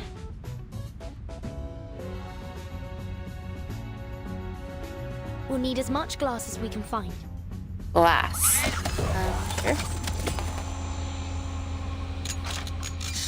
All in all, X has managed to direct the construction of an awkward but functional glass harmonica with the various parts that nearly fill up the entire room. Your intuitive grasp of technology is astounding, Comrade Doctor. I have made a recording of your process for future reference. Nice, I know I said you could make it any way you like, but will this thing really work? You're better. I'm positively certain. It's an unorthodox design, I know, but the physics are sound. I'll take your word for it. Now, who's going to dive into Maxim's dream? Person, I guess, right?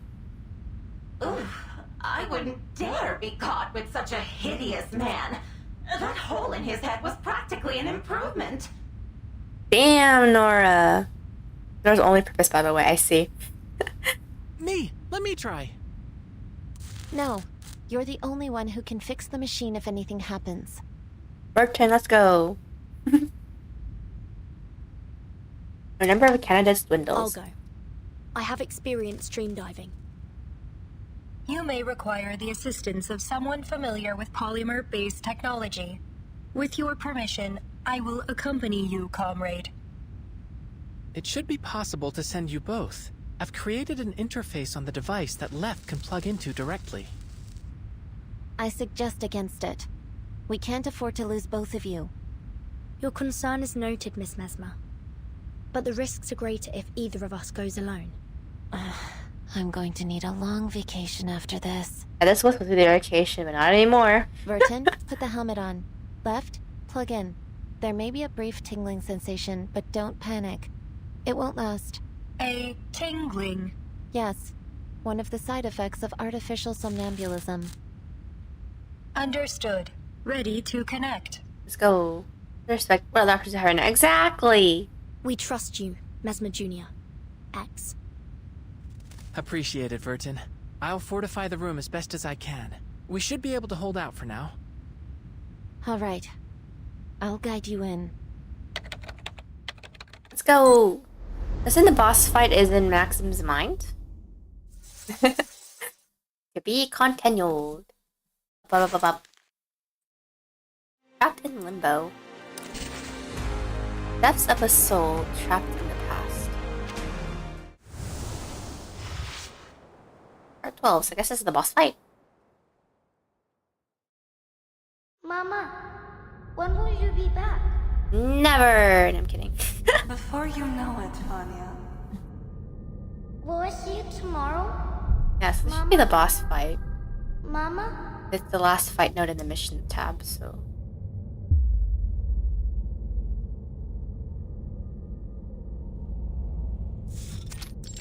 Maxim's subconsciousness. A dead man's subconscious, to be more exact. As I feared, the dream is unstable. There's abnormal data mixed in with Maxim's fading memories. I presume it's coming from the polymer. The strange dilapidated room. Through the doorway it seemed to lead to another seemingly identical room. And then another, as though it were a maze of mirrors. I hear you, Mesmer. I think the room I'm in must be Maxim's home. This dream is likely to be different from anything you've ever handled before. I don't know what lies ahead. Yep. I'll be ready. Just keep things running up there. A stately grandfather clock tolls in the time, and a woman appears at the dining table. Hurry up, Vanya.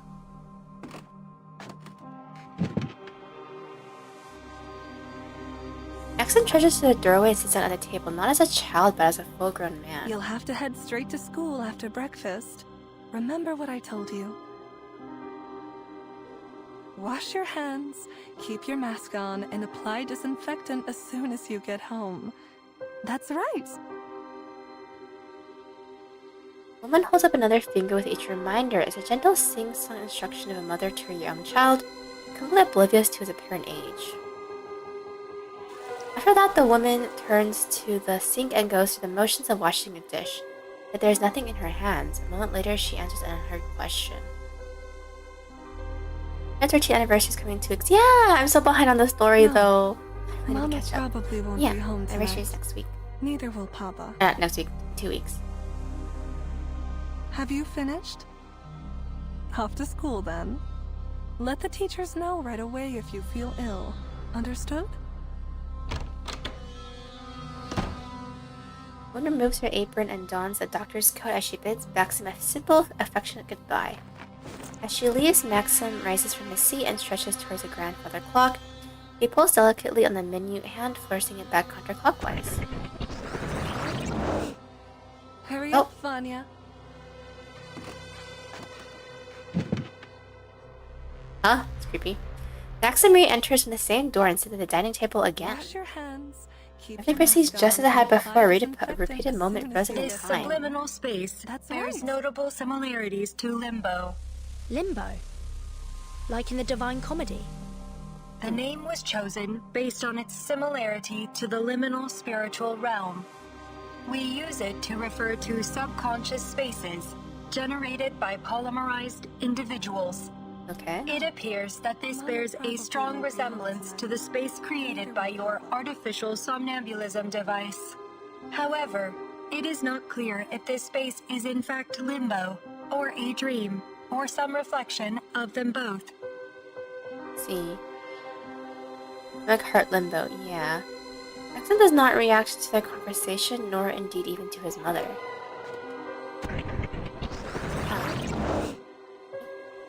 Sim returns to the clock, time after time, winding the moment back. We're on a deadline, remember? We need to induce Maxim to recall his password. But try not to push him too hard. There's no telling what additional stress might do to the dream state. We're already operating in the margins. Maybe start by collecting clues from the surroundings. This moment must be from Maxim's childhood. Do you have any idea what's going on? It's the last day he saw her or something? Speculation. This appears to be during the early months of the plague. During this time, hospitals were overloaded, and doctors were often forced to work long hours, isolated in quarantine zones. Yeah, it was implied that he's... I guess the mom died early? They taught the clock's hand suddenly speed up, fast forwarding the scene in the room until it chimes again. Yeah, so this is the last time he saw his mother, probably. Maxim still sits at the dining table, staring out into the void. Do you hear that? They are announcing funerals, Comrade Doctor. Maxim turns towards the door, his face expressionless and hollow. Cries seem to come from all sides of the room. Come here, Vanya. Don't be afraid. The man resembling Maxim crouches in front of him, hugging an invisible figure. That must be Maxim's father. Ooh. Your mama is fine. I got a call from her earlier. She's just too busy to come home. No, she's dead. So... You know, yeah. Your mama is very brave. She is doing a great service for us all. Someone must go to the hospitals and take care of all the sick. I know you miss her. So do I. But there are others that need her more than we do now.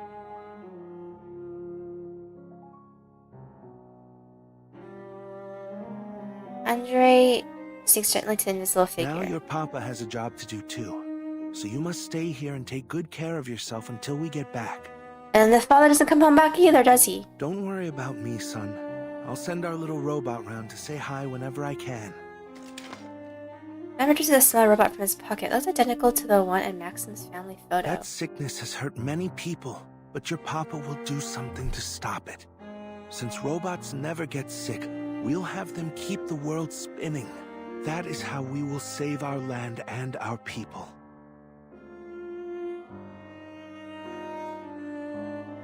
Andre passes the invisible figure, the little robot, though it disappears as soon as it leaves his hand. Promise me, you'll take good care of yourself, Vanya.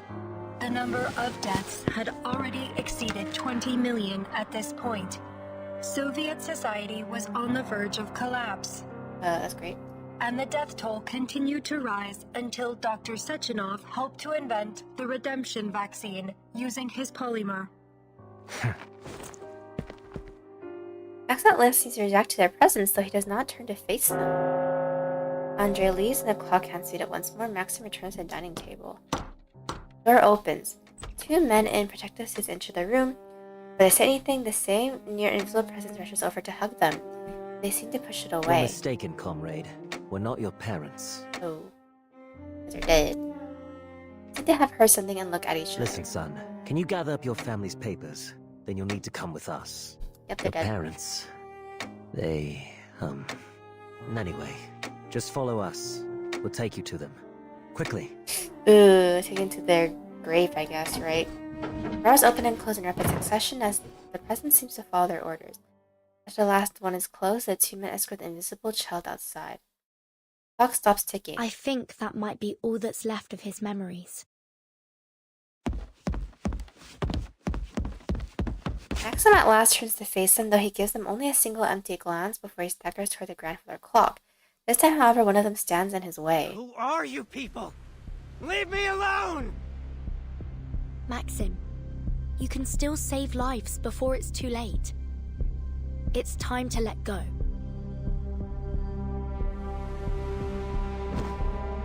Why? Whoa. Why? Maxim's voice booms out everywhere and all at once. Even the knives and forks on the table clatter with his voice. The day I left with those men, I saw my neighbor hugging her mother. She was back from the hospital. I remember they had a robot carrying their suitcases. One just like my father made.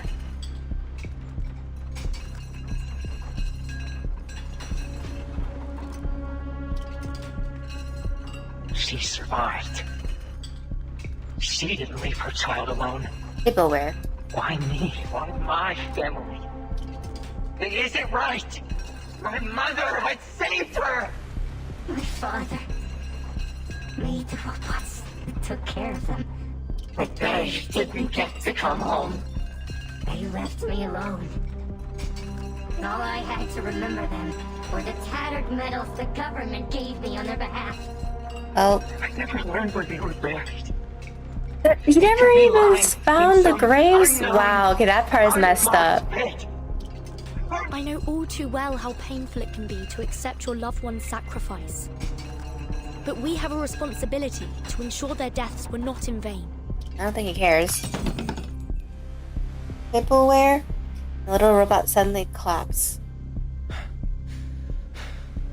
A few memorials, a few medals, and things changed.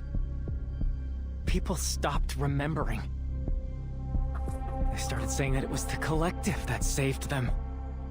But it was my family, as you say. That's right. The collective.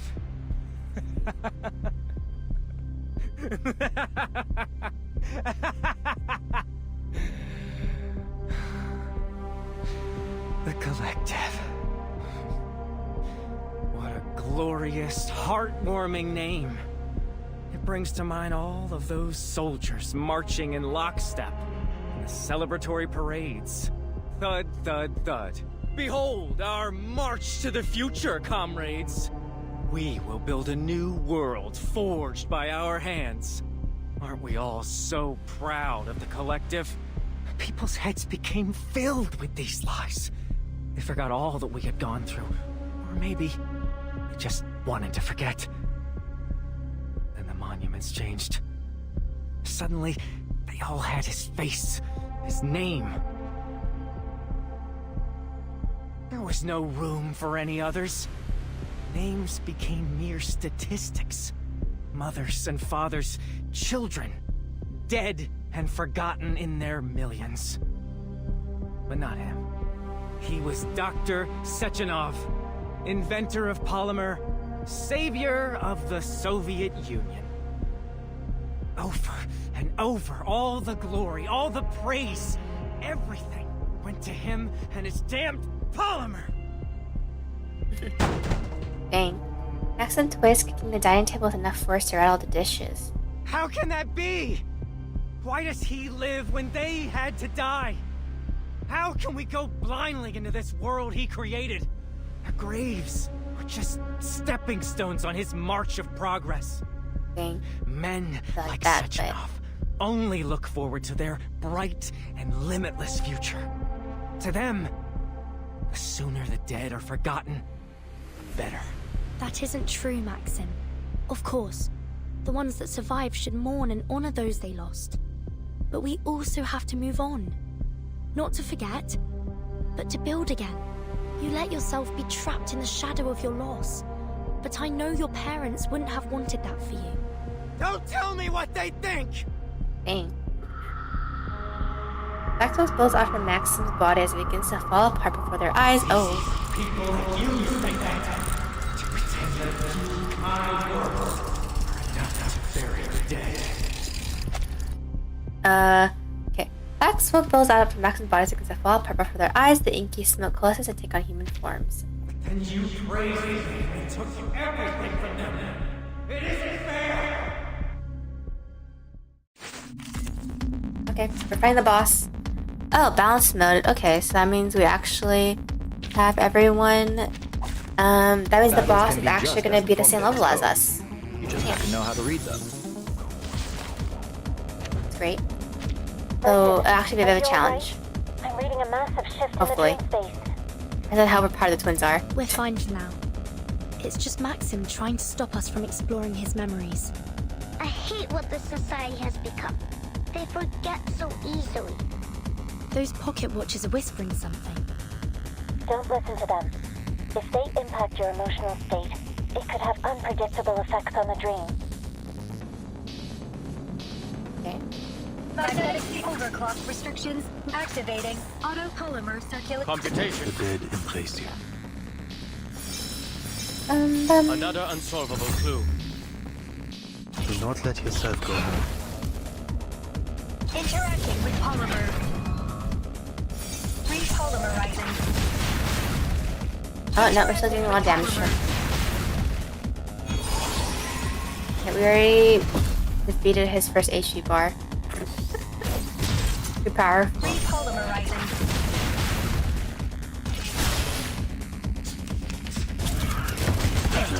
damage profile updated.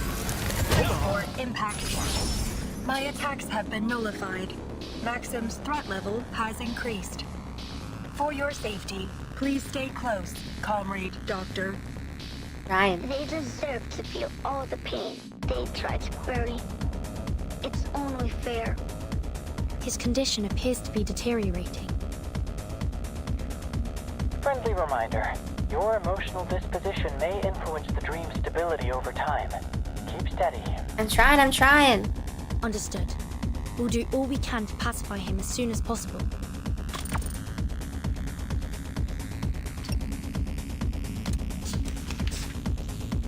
Overclock restrict magnetic field deployed. Just a copy. There is no end to this misery. I'll handle the tech support. In round 2 of 20. Oh no, it's just a turn. It's just a turn count limit. Usually you can do it under 10. So. Sacrifice holds meaning only in its morning. Be fine. Life is delicate and easily lost.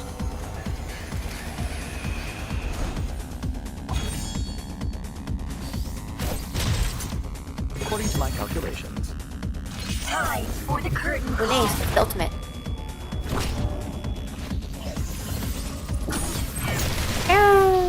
Nice. I'm not doing much to it though.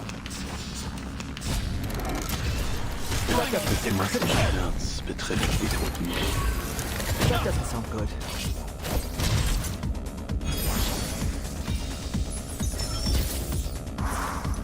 The data's coming faster than we can process it. The machine won't be able to handle this much stress for long. Trying. We need more processing power. Please allow me to help, Comrade Doctor. Searching for computational power call protocols. Search complete. Initiating protocols. Protocols executed.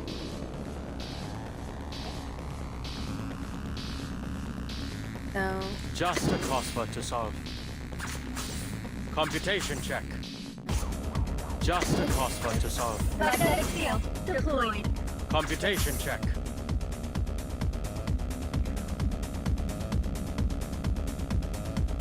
Doom awaits with it.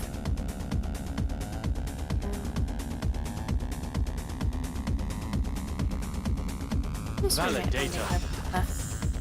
Befreie dich von den Grenzen des Geistes. Go, Igma. Secure channel created. Cherish life. So obvious. Get him. Interacting with polymer. Polymer release function engaged. Good. It's only doing 1 damage. Interacting with polymer.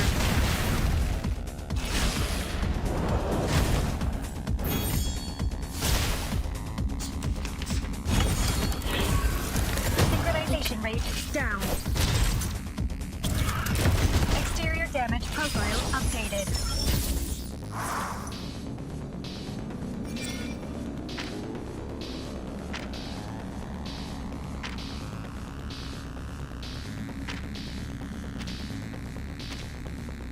Just a crossword. There is no end to this misery. Magnetic field deployed. Computation check. Alright, time to crack some codes. I'll handle the tech support. Befreie dich von den Grenzen des Geistes. Come on.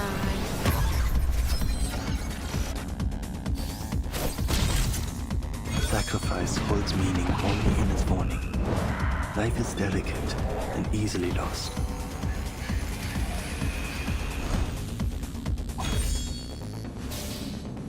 Come on. This one's hard to miss. Bye-bye.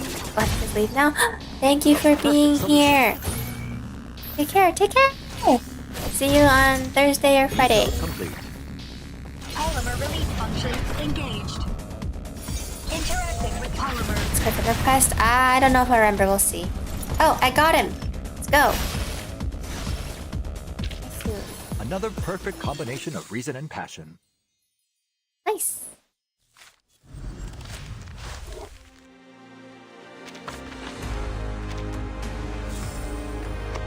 I should be able to get the like yep, the Art of Adam.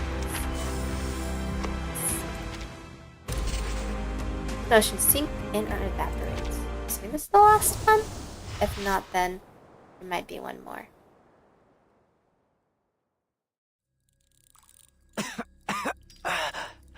Oh. Countless chirpers fall like raindrops, each playing a different voice. I have a son your age. Maybe you two can play together when you're feeling better. Axel falls outward, trying to catch the chirpers as they fall. Each one passes through his fingers in vain. This is a fine gadget, don't you think? Maybe we should install it in our robot's head. We're so very grateful. Thank you. Thank you for not abandoning us. No! The chirpers reflects in the dark pools of his eyes. Papa? Mama? Vanya, has our country survived? Yes, Mama. People are even growing flowers again. I picked your favorites. But I couldn't bring them to your funeral. Dang. Are you taking good care of yourself? What is life like now? No, he's not taking good care of himself. He put a gun to his head. Life is... I wish I could see all the latest technology. What can robots do now? Maxim buries his head in his hands, his voice muffled. It's all so wonderful, Papa. Mama. We stopped the plague. And now we're going to explore the cosmos. In space. And what of you, little Vanya? How have you contributed? Everything has gotten better. I wish you could see. We're just happy to know things are better now. Though, I admit, I am jealous of you. Shouldn't you be angry? They're enjoying this world because of you. But they don't even know your names. They don't know what you gave up for them. What I lost for them. Why should we be angry, son? All that we did was in the hopes that the future would be brighter for our people and for you. The future is yours now, Vanya.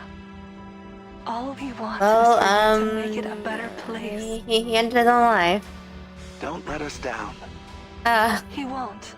I know our little Vanya has grown into a good man.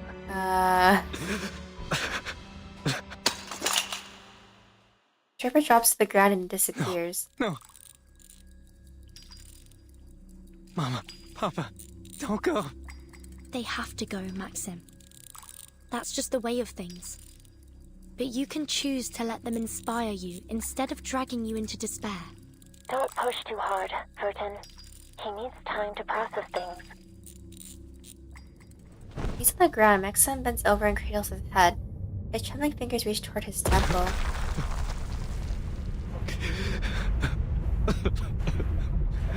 I want to go home.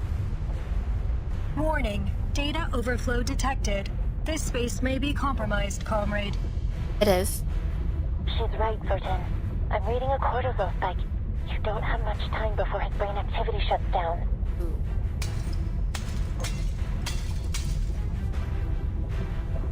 Maxim's body begins to break apart. Streams of transparent fluid looking out from his forehead and then everywhere else. I need to go home. His dream state might collapse at any moment. You need to get out of there. Not without the password.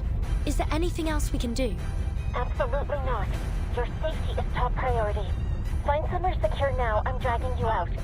Wait, that fluid must be polymer. It might still have an imprint of his memories. It's our last chance. Sudden burst of commotion for the huddle survivors. The leaking substance turns into a small flood, rising up to the ankles of the true intruders in his collapsing dream. If these are his memories, then where's the password? You hear me, Vertin? Get out! Nope. Give me more time. I can still find it. Rising fluid begins to cover the chest. Ooh. Comrade Doctor, you must leave. I will continue the mission. What do you mean?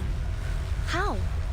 My sensors and processing ability are more efficient than yours, comrade. I will have a higher chance of retrieving the password in the time we have left. Generates an egg-shaped barrier to create a safe zone around her companion, parting the viscous fluid like the Red Sea. She walks towards Maxim. The closer she gets, the higher the pressure on the barrier, causing its surface to crack. Confirming version status. Operable. Disconnect. Wait! Hold on! No! Don't worry, trust left. Be fine.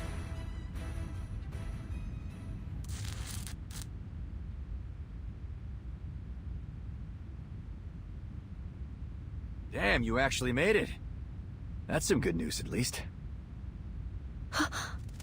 P3? What are you doing here? We have disabled most of the facility's hostile robots, but we were unable to secure any vehicles suitable for an evacuation. Requesting synchronization. Are you alright, Burton? Mr. Jr. leans over to inspect Rekka's colleague. Rex, meanwhile, is still nursing what looks to be an open hand smack to his face. Not unforeseen consequence of the suggestion. I'm alright, Mesmer. But Left is still inside. Before I got out, she... Synchronization complete. Please allow me to provide help. I connect herself to the artificial somnambulism machine without hesitation. Warning. Data overflow. Oh. Left. Right? What are they doing? I believe this is their method of sharing computational power. Eek. Though the ballet aesthetic only serves as a personal affectation of the designer.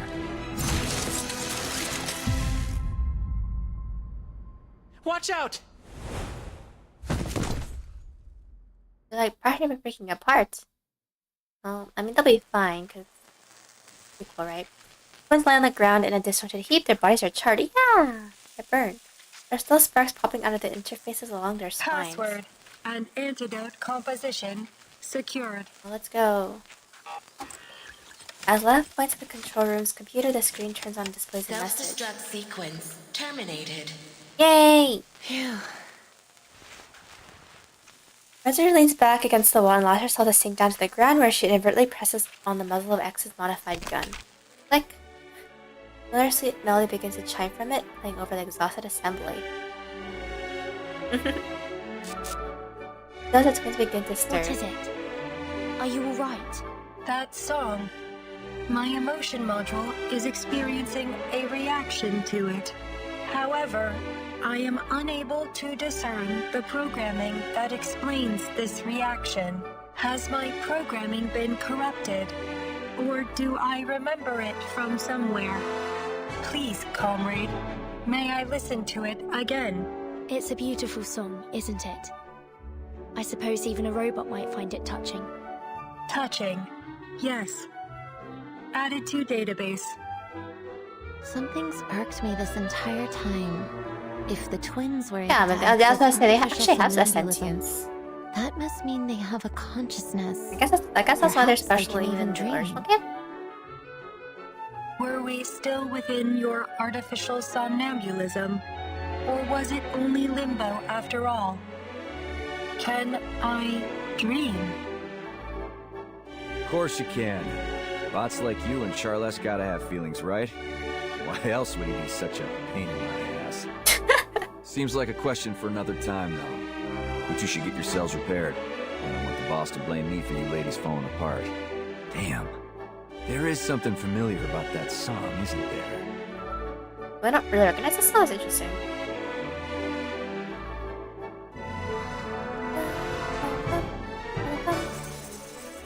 We continue. Okay, so there has to be one more part left, and then we're done, right?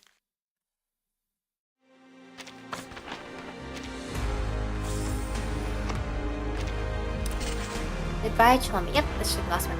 Let's learn from those who have fallen or risk falling again.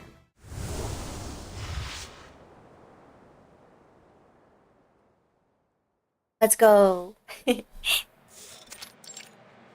Chalmy Complex. As the launch day of Collective 2.0 nears, Chalmy is decked out in festive decorations. People pour into the streets to celebrate. Young visitors step out from the hospital after having been checked over and looked out over the festivities. Have all the survivors recovered? Ones that survived, yeah. Seems like the government is still reeling from the diplomatic fracas. Has it on his head, take it off. Locked down the exhibition hall. But the worst of it is over. No news about the twins, though. I hope they're all right. They're actually coming to pick us up. Seems like Dr. Sechenov has already installed them into brand new bodies. Hey. And what about Maxim? How do they deal with him? I have no idea. Perhaps Dr. Sechenov will know. Good. I have some questions for him too. Venters walk toward the vehicle where the twins await them in that same ever-graceful pose. Sechenov looks out towards them through the vehicle's window. If it isn't our young scientist, what a pleasure to get a chance to see you once again. If only I had time to sit and chat. Yep. It's good to see you as well, Dr. Sechenov. I am dreadfully sorry to have dragged you into all this, comrades. Yet I must commend you on your heroic efforts during this crisis. You saved many lives, and for that I am grateful. Jeff shakes hands with each of them, his palm warm and firm, showing genuine care for the young visitors. I've been wondering how I might reward you for all you've done. I don't suppose you would be interested in studying here in the Soviet Union? I would be more than happy to organize some scholarships and accommodations. You'll have promising careers in the Collective 2.0 project after you graduate. A bright, limitless future awaits. Of Let's course, go back to our we're world. extremely grateful for the offer. Unfortunately, we have to return to our home soon. Visitors pause and look at each other. Dr. Sechenov, I must be frank. We're deeply concerned about the safety of Collective 2.0 after these events. Are you really going to proceed with the launch? Yeah, so they're just gonna go through it anyway. I think that's what happens in the original game, right? Academian, thanks for a moment for your Naturally, answers. this Maxim incident has forced us to look deeply into the security of the network. There are no words to express my regret in not anticipating these possible security issues earlier, but we've analyzed the risks thoroughly. My colleagues are already hard at work closing the system back doors that were used, and we've built in an early warning system to detect similar attempts in the future. We'll have to get overwhelmed with numbers, you know, like how did all the robots become evil at once, and then there's no point, right? I don't know. I'm entirely confident that these measures will allow Collective 2.0 Yes, I'm pretty sure this Collective to 2.0 launch makes all the robots without any evil. further risk. Because But we don't you cannot fight step robots in back the game? from march of progress. The potential benefits to our people and our nation's development demand we press onwards. Apparently the incident has not shaken Sechenov's confidence in his invention. Absolutely not. The March of Progress. I admit, it will be a revolutionary paradigm shift, if it works. It hangs in the air like a lit fuse, said with all the confidence that one might change the Earth's rotation. Of course it will. We stand on the threshold of a perfect society. The goal of my life's work, and that of every Soviet scientist. Answer makes it clear he has no intention of justifying himself further. Your questions die unspoken. One more thing, Dr. Sechenov. It's about Maxim. Sechenov sighs. His body has been taken care of. As for the loose ends, we're still discussing the matter internally. I hope to find a resolution that satisfies everyone. We'll see about that. The question remains how he accomplished this attack. Someone must have backed his play for their own purposes, and I suspect I know who. It's in the bad guy of the game, Molotov I and guess. I Yeah, have no. always had differences. Oh, what? Oh, my apologies. It's nothing to trouble you with. Maybe Please get rid enjoy of the him. celebration. You must excuse me for not accompanying you further, but I'm sure you understand I have a busy schedule ahead. We appreciate your hospitality. Goodbye, Dr. Sechenov. Goodbye, young scientists. I look forward to hearing about your future achievements.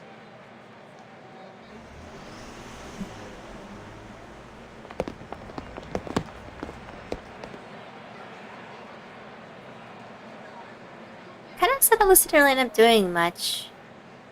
I did enjoy the story though. Vehicle drives away to avoid being completely surrounded. The trio is forced to dodge into an alley to get away from the frantic crowd. Huh? Oh, P3. P3's voice booms from the riverside where a girl patron is serving him a glass of soda. This Soda. celebration's not too shabby, honestly. You kids want to have some fun before you head out? Refrigerant stops in front of the young visitors. 3 sodas, please. If I've got the memo right, the boss is gonna give a big speech before the launch. The formation consisting of young people marches beneath them in unison, their faces What's serious. that formation? Let me see. The banner says, "Families of fallen heroes. In memory of those who sacrificed everything for the Soviet Union."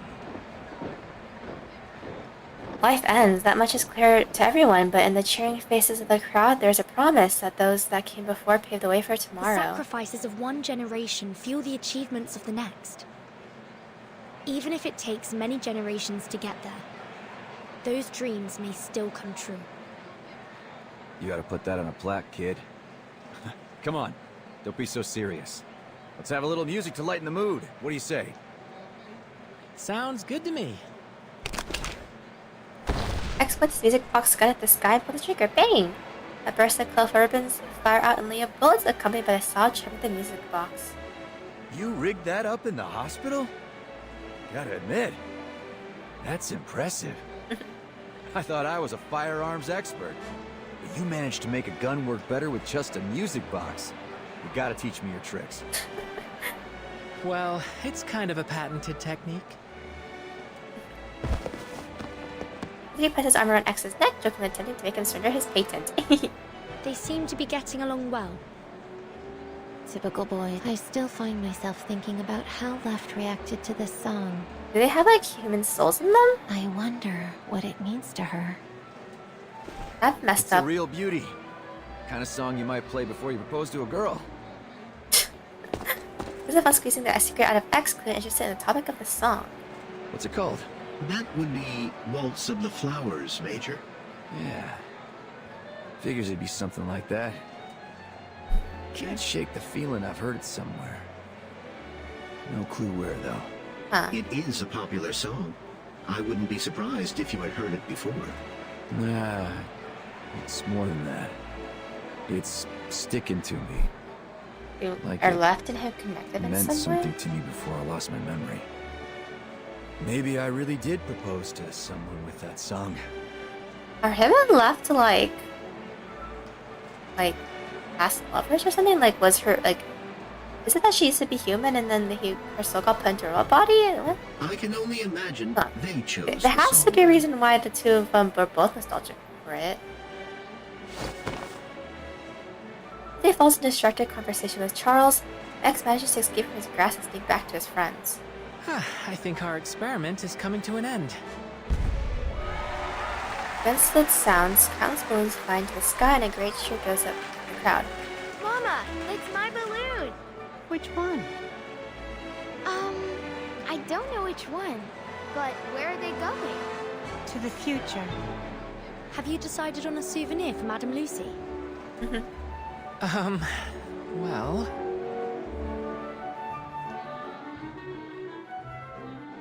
What souvenir are you gonna give her?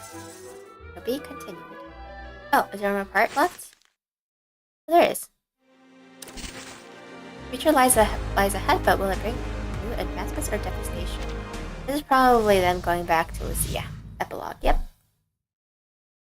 Okay, so this is the last part. Kind of Lucia wasn't really involved in the story, though. That is unexpected. As she returns from the stage, they notice that what they tend to bring had disappeared and this instead is a chirper. Is this the hydrogen cell that you mentioned? It does have a very unique appearance for a power cell.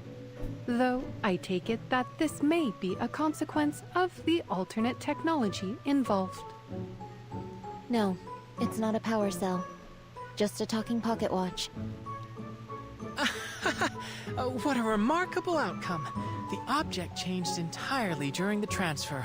I guess this is another fascinating aspect of the stage. An unaccounted variable, like the butterfly effect.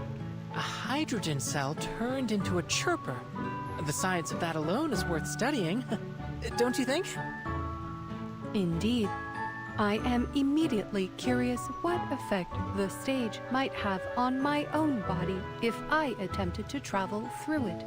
Would my robotic shell change to fit the local culture and technology of the destination just as it did Verton's outfit?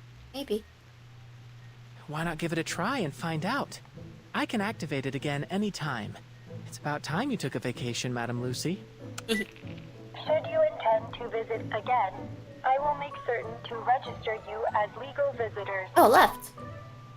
Left and right appear on the communicator screen. Thank you for your offer, but I am afraid I have to decline. I believe our team is in need of an immediate physical examination after the events they have gone through. That's true. In particular, to determine the effects of a certain injection.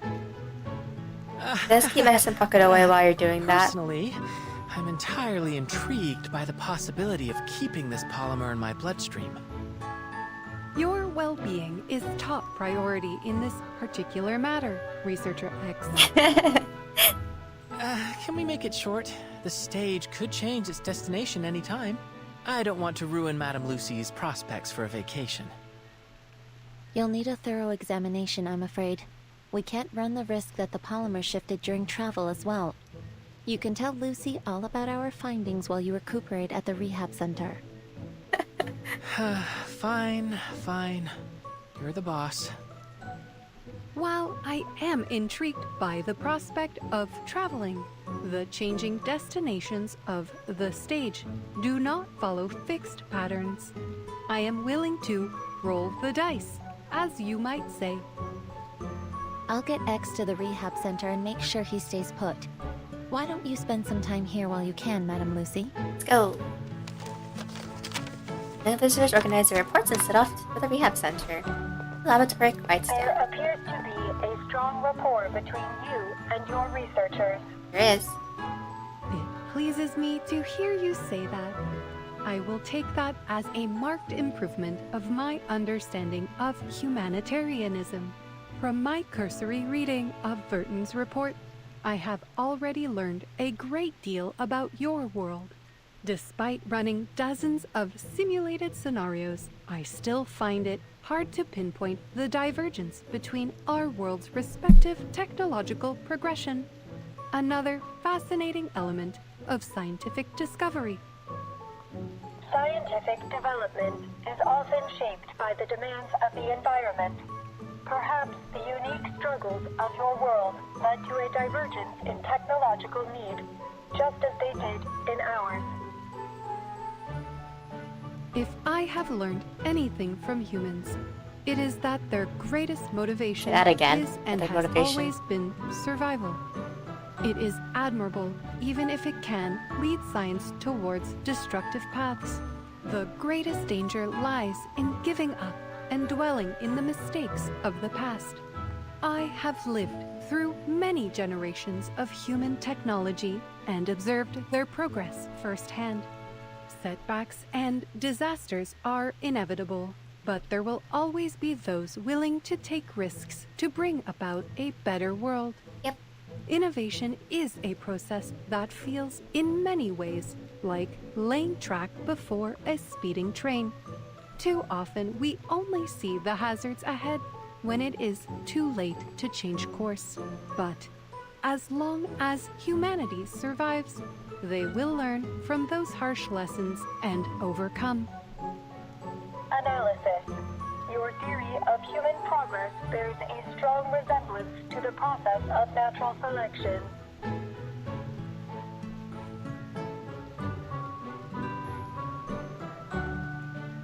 Perhaps so. But the random dictates of genetic mutation are a much slower process. Leapfrog. I have seen human innovation leapfrog eons of natural development within a single generation. I am excited to see where they will go next.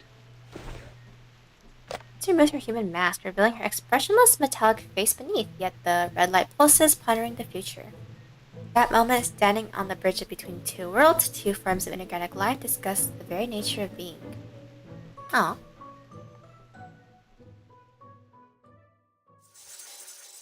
The end. Oh, I want more though. Oh well. No world.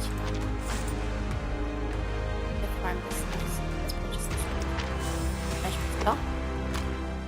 Yeah. That was the collab. I did enjoy it. I would say I'm a bit less interested in Atomic Heart than I would after playing the Assassin's Creed collab. I don't know, I kind of just started a bit longer.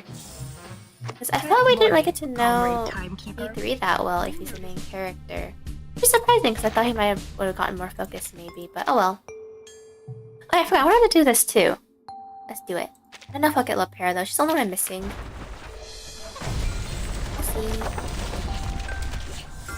Oh, we got a 6-star! So I'm so lucky today. We got her, we got her! This place brings back memories of my old house. Say, does this place have a retirement wing? Then it'd be a one-stop nostalgia station for me. Nice.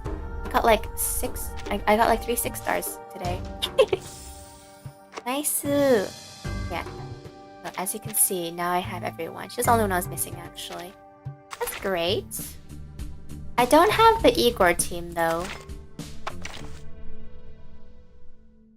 But I was like, I might as well just throw one summon for LaPera because I don't have her. Good day, my lord. Why don't we just max her out right now though, since Two gentlemen walked into a fine brick. Where is she? Okay. Oh, finally! Thought you'd forgotten me or something. Amended. Oh, I should engrave this now. And then, yeah. And surprisingly, the twins are not as involved in a way I thought they were gonna be.